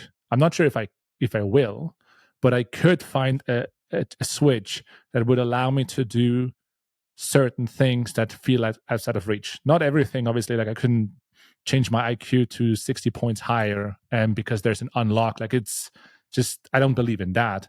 But I think that there's a ton of stuff within me that I could unlock if I find, well, not necessarily if I try hard enough, but maybe smart enough and hard enough in combination or something. So, but that's just in a belief system that I would attribute to myself. I wouldn't necessarily go to someone else and say like, hey, look, all the bullshit you're telling yourself is just lies, and you could actually become ripped and rich. I wouldn't impose that to someone else because I don't live their experience. But if I hear myself talking and I'm like, yeah, you could actually, I don't know, do the thing that you don't want to, that you think is not really possible for you or in the cards, I would be like, yeah, but maybe it is actually true, and I preferably believe that and give it a try. Does that make sense? Yeah, but I guess what I'm saying is that maybe it is always true. Like maybe it's something that's in the cards. But when you're describing that there's a possibility for you to work and strive and do something and accomplish something that you may have not thought was possible, this is still describing something that would be possible within the realm of reality. And I don't think anything is robbed. Actually, I think you gain a lot by being able to consider, though, that also it could be the case that I could work and strive really hard for this thing, and it was never in the cards for me to accomplish it. And it's not to say that this is the thing, we don't know which is the case, but there's a lot of wisdom and being able to, I think, in my experience, hold both of these as possibilities equally. That maybe it could be true. I have a voice note that I did in my Discord a while back on limitations. I think it was called On Limitations, and it was about the fact that like it is equally as foolish to believe you can do everything, right? To believe I can just do everything, and if I just work hard enough, I can accomplish anything, as it is to believe you can't do anything.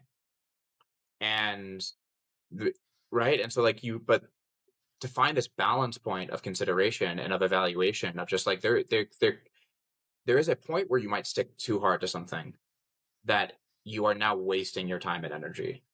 And I think one of the easier it is to hold in mind this possibility that this might not be in the cards for me, and maybe I can mourn that and feel the pain that comes from that maybe it not be in the cards for me. And the fact is too, anytime you give up on anything, you may have given up just before you actually break through to the thing. It's like the gambler's mentality, right? And yeah. that's but it's true. It is true. That's just like Yeah, you don't know. Fact Yeah, of life. I guess I'm saying that I do hold both possibilities in my mind as like maybe, like as an example in poker, everyone has a certain ceiling, and you can work closer or less close to your ceiling. It depends like how much time and effort you put into it. And I'm talking about years, right? Similar to bodybuilding, like everyone has a ceiling, a natural ceiling of this is probably what's possible given your genetics. And the ceiling exists. But I guess like I'm more of the mentality of thinking, well, let's find out what the ceiling is, and maybe along the way I realized like it's not worth to pursue getting closer to my ceiling anymore. But I would still look at it as a success for figuring out where the ceiling was, and I would be careful prematurely telling myself it's not worth it, even though sometimes it is actually maybe not worth it. But I guess with like basic human things, like let's say for example, can I be healthy and fit and like happy with the way I look? I would probably never give up on believing that I can, if that makes sense. And are you saying like, let's say someone is heavily overweight or just doesn't like the way they look, do you think that they should find a point where they would find this point of sort of resignation and say like, I'm just going to be overweight for the rest of my life? Like that's just who I'm going to be. Do you think that is better in some ways? I think these are all personal decisions. And like part of the thing is like for me is actually like what is possible actually doesn't bear that much on what it is I decide to do, or what it is I decide to put my efforts towards. Because, and that's kind of like more the point of what I'm making is like, you're overweight. It could be possible that you're just going to be overweight forever. It could be possible that you're not going to. We don't really know. To me, the question is, well, what are you going through now? What are you feeling now? And what would you like to do with your life in this moment? What would reward you? What would feel worth doing? And then in the next moment, what feels true? And then the next moment, what feels true? But like, I'm totally fine with the idea personally that like I could have capped out much higher on something and I didn't, uh, just because I didn't want to. And there's I want to live my life and be fulfilled and be happy, and I want to help other people do the same. And so for me, and this was a in meditation practice, this is its own challenge to overcome because you're trying to engage in this practice of being present and being with experience in a non-judgmental way. And there's this in the back of your mind, you have this idea, there's like these people who have these sort of awakening experiences and these kinds of like enlightenment kind of experiences, and it's easy to kind of like lean towards that as something that you want for yourself or your life. But at a certain point, you just have to let go because the more that you consider where you're going with this practice or where it's getting you, the less present you are. And you sense that tension and how much it hurts you to be trying to get somewhere and be trying to achieve something and and funny enough, the sooner you let go of just like trying to get anywhere in that practice or trying to become something that like you'll finally be proud of or something like that, you suffer less and you're just like more relaxed and you're just like thing. And also you can also just see the contents of reality more clearly, right? So you can just see the causality of reality more clearly. It's not taped over with this like egoic frame of like, well, this feeling came up. Well, does that mean I'm not enlightened? And you're like worried about this. And the same thing with everything else. Like, I didn't want to go to the gym today. Does that mean I'm just like this fat piece of shit? And it's like, oh man, like you just didn't want to go Half to the yes, gym half no. I today. guess Like, that's the yin yang sort of like juice of life in a way that the balancing act between ambition or change or thinking about the future or thinking about your potential versus enjoying the moment. But is it true to assume that you're then more on the side of like forget kind of like more the ambitious side and focus more on the present, and that will lead to whatever is the right path anyway? well, no, I mean, ambition is felt in the present, right? Like your ambition and like the desire for something, it all is in the present. And if the ambition is something in the present that feels rewarding to you, you can connect with that, you can feel that, and it can propel you forward if that's something you want. I see, it's all in the present. It all is in the present, right? Like your memories of the past are in the present. Like, but the present, people are like ambition about the future. This future is just a thought in your mind. It's just, but in the present moment. And you can ask yourself, what is my relationship with that future? What does it evoke in me in this present moment? But it all is here. And similarly with that person, you said half yes, half no. No, it's a complete no. No person is a fat piece of shit. That's not what anyone is. And there's this, and that's not what they are, like wholesomely. And it doesn't matter what their bodies look like. That is not what you are. I am not my fingers and my body, and I am more than that. And and no matter what my body looks like, what I am is the totality of this experience of like the universe being known from this place in the universe, and like it's just part of that is many of these human things like ambition and drive, but you can relate easily with them and you can feel them. And sometimes you can let them go when it doesn't feel appropriate. You can feel ambition, you can realize it wanting to pull you somewhere, but you can realize also it's just not an appropriate time. Like that, I have this question, there's this question a lot with ambitious people with like, do you have the ability to set that down when it's appropriate? Can you really just like, I have two kids, I'm an ambitious competitive person. The most valuable thing, like specifically meditation practice has given me is when I'm with my kids, I'm just with my kids. My business, my work, my poker, it's all gone. Like I'm not sitting there wondering what I should be doing or like what and I can leave that place and then I'm in a different context, in a different place, and I can pick up the ambition as it comes. Or the ambition can arise with my kids, but it doesn't pull me away to feeling like I need to be doing something and there's something wrong with this moment because I'm not fulfilling this ambition or like, or something like that, more or less, obviously we all still have our moments, but everything is felt in the present moment. So this idea of like, well, this superficial idea of like enjoying the present means you're just gonna like wander off and smell daisies or something. It's like that's not true. You're still you. You still care about the things that you care about. You still feel them in the way that you feel them. The question is just like how connected to that are you, and how much agency do you have around the experiences that rise up, and how much wisdom is there, and what you actually want for yourself, and the way you're navigating all those experiences. I think that the key difference there is something that I picked up in your conversation with Elliot Rowe when you asked him what is the most valuable or most insightful thing he has learned through his practice. And he said it is that being successful and being happy are completely different things. And I think that is very true. And sometimes, and I would say, I am I am certainly happy about somewhat frequently choosing the successful path over the happy path. And it probably has to do with how lucky I've been to have already things in my backpack, sort of mindset wise or happiness wise, that allow me to sort of sacrifice that in the moment, if that makes sense, and be like, hey, I really want this, and it kind of sucks to get there, and it's not going to be fun, but I really want just that idea for me to be true, or I want to be proud of myself to do that, even if it's against, I suppose, like my happiness, or even neglecting the present or something like that, and just saying, yeah, but I really want that.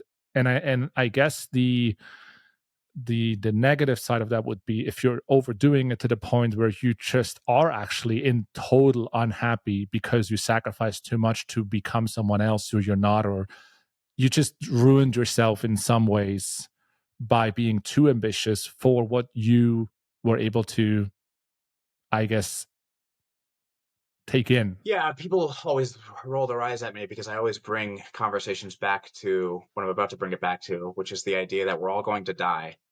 And I think there's this really, even in the thing that you're describing, there's this really important question of the fact that we're all faced with, which is we are all going to die. How are you going to live your life given the fact that no matter what you accomplish, death will make a mockery of all of it? All of it eventually is going to be lit on fire and be made to nothing.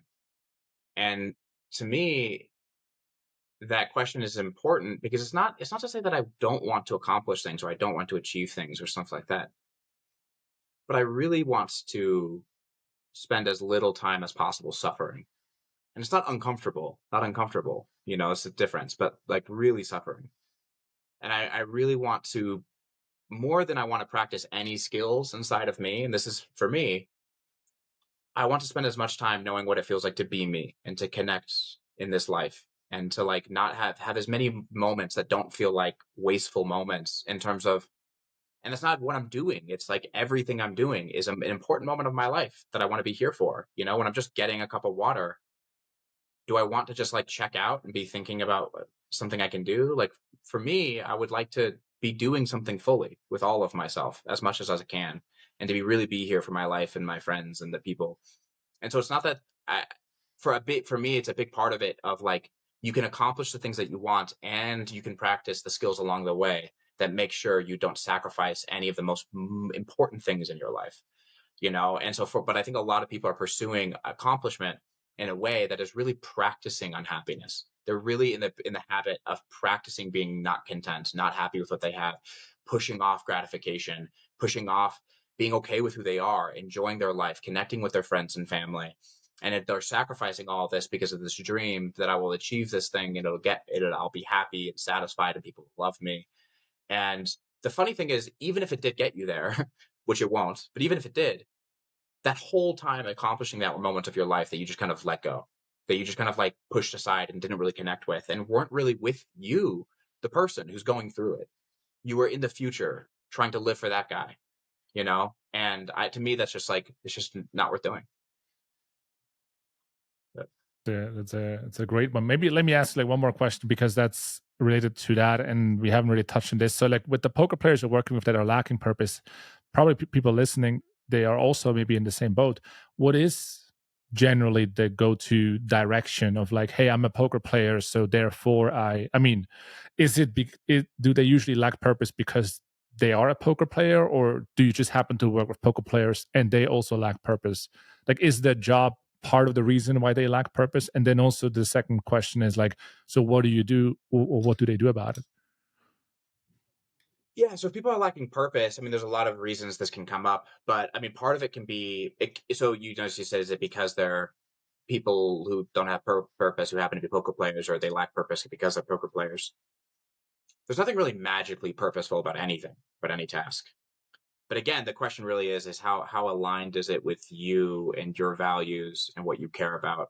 And there can be a creative act to kind of make almost anything compatible with your values, to be honest. Like you can kind of, but there again, there might be also just a hard stop for some things. You know, some people can't feel compassionate and eat meat. They just can't. They can't eat meat with the knowledge that it was an animal and still feel like a compassionate person. So they don't do it. That's not true for everybody, but it's true for some people. Some people can't feel like they're doing something meaningful or doing something that, like, you know, one of the things I do when I talk to people is ask them their values.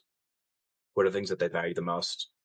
And some people, you know, generosity might be their value. And there could be a lot of creativity around, well, how do we make sure you're living that value out in your life? How do we make sure you're doing it in poker? For some people, there might be something conceptually incompatible about generosity in poker, and they'll always feel shitty about themselves doing it. And for those people, yeah, the idea is probably like, yeah, you should probably find something that's more compatible with your values. They're also, so that's one thing, which is the values. The other thing is really the context in which you put your struggles. And so there's values, which I'll tack on to kind of connecting with yourself as a person. I would say like that's important, like connecting with yourself wholesomely, your experience, being present with what you go through as a human. So feeling your pain, being willing to understand your pain and be there with it. But there's also this idea of doing something that is, again, the context in which your struggle gets put into. You know, I can kind of call this like the transcendent path, or something more like the warrior path. Like if you believe your struggle is a part of a grander journey that transcends you, that's going to give you meaning in some sense. So if you believe, and this can overlap with values, but there's also this way in which this can be genuinely cultivated, where when something comes up, it's an opportunity to practice things that are like patience, and that are like, you know, these transcendent qualities that really matter um, to everybody, or like to almost everything, you know. There's the third thing that I want to say, I don't want to say too much because I could talk about this for a while, but the third thing that is really interesting to me is that there was a study done um, where they were studying people's shift in sense of meaning. I'll just jump to the end. The important takeaway from it was one of the most important contributing things that shifted people's sense of meaning was frequent changes of perspective. So having frequent changes of perspective, that where you have the experience, it doesn't actually really matter that much what the thing was, but having frequent experiences that change the way you see things, change the way you see the world, change the way you see experience in life. And to me, it's actually one of the reasons why meditation itself is so rewarding, is because by paying such close attention to your experience on a moment to moment basis, you just constantly see things in different ways. And you constantly realize this really simple thing that you kind of took for granted has this like life to it that you never notice. And I really do think it's important that people engage in content and ideas and in life in with ways that challenge your perspectives and that cause you to change them and stretch and they see things from different ways. And it's easier and easier and easier for people to get, you know, around people who see the same things as them, consume content that view the same things as them. And again, there's a lot of stability in feeling like what you're believing is true, but the cost of never having your perspective change, there's a lot of evidence to show that the cost of that can be your sense of meaning. Like changing your perspective to what meaning of life in that sense is, are you saying? Well, yeah, it doesn't really, that's the thing that's the interesting. It doesn't really matter. It's just having your In perspective general. changed on Yeah. things. In general, just having that experience frequently raises people's subjective rating of their sense of meaning. the more people have those experiences, the more they rate their sense of meaning higher. So it doesn't actually even matter. That's what I'm saying. Like just having challenging conversations where people push you and consuming content where there are ideas that are not familiar to you, and just having the experience where, and we've all had that experience where someone says something and we're like, oh, wow, I've never thought about that in that way. True, yeah.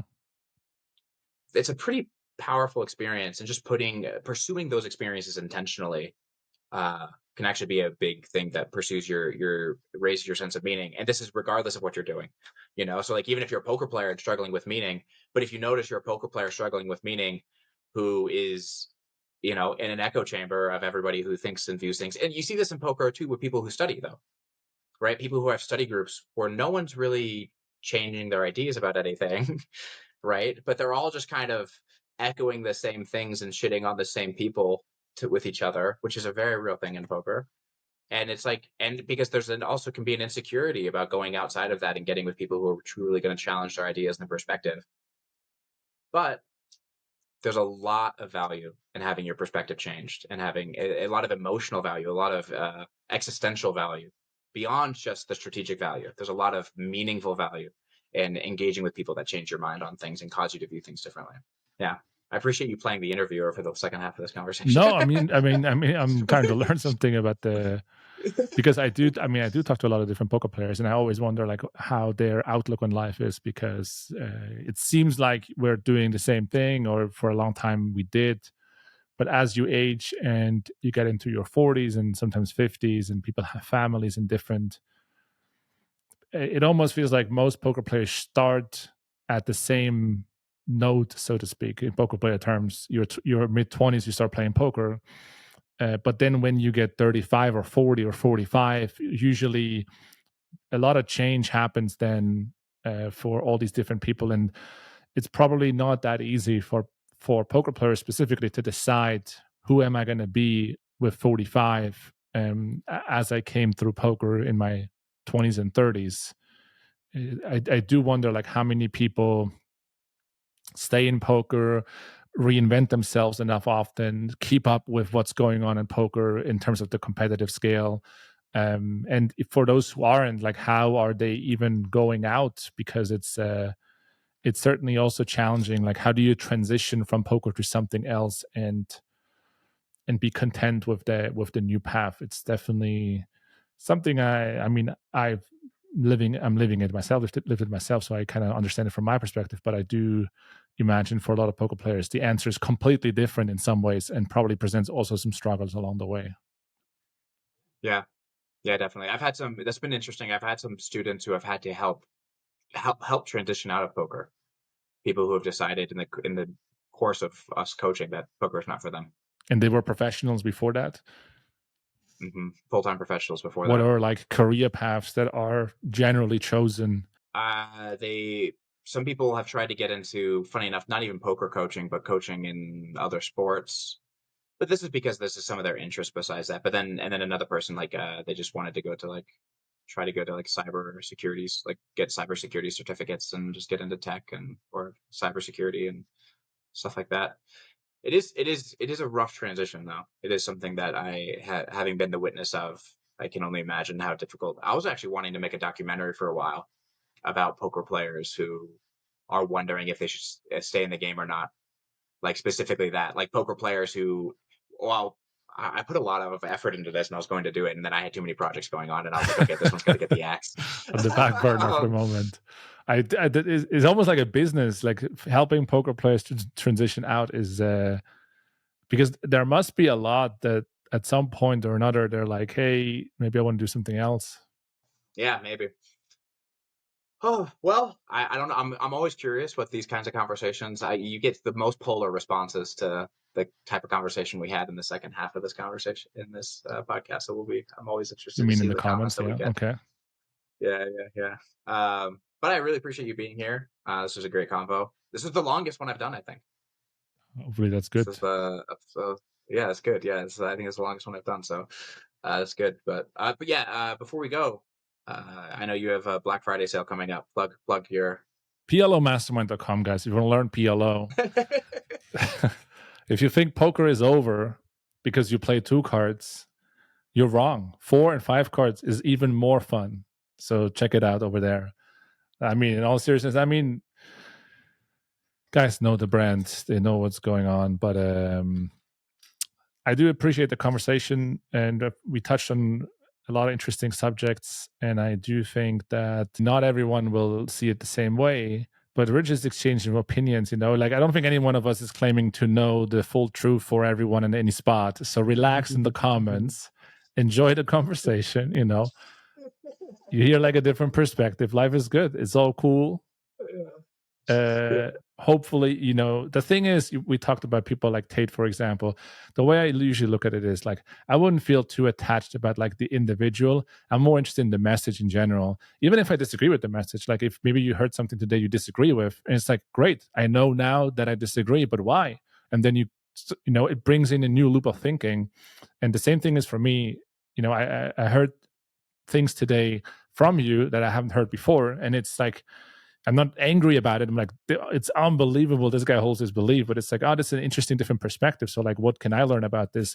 It doesn't matter if I agree or disagree or whatever it is. It's just, I think it's just fruitful to hear different perspectives and be like, hey, cool, there are different ways to think about the same subject, even if it's in the same industry with a lot of different, similar experiences. So don't take it too personal, guys. And it was fun. That's it was not going fun to stop talking. anybody. You're just going to fire him up. You're just going to fire him up now. Probably. I'm just kidding. My podcast is pretty good. We don't get that many outrageous comments. No, you're firing them up. Yeah, now I'm firing them up. Yeah. Oh man. Well, yeah. Thank you so much for doing this. I think up the next, we're gonna hang out next time I'm in Vegas. I didn't know you and Henry Kilbane know each other. Oh yeah. I mean, it makes sense. You guys we had some long form conversations as well, but not on a podcast. Yeah. Maybe on a podcast before. Yeah, not on the podcast. Yeah, but awesome, man. All right, cool. Well, thank you so much for doing this. Is there anything else you want to plug? Anything else you want to? All good. I just want to give people a chance. All right. GG's. All right. Thank you.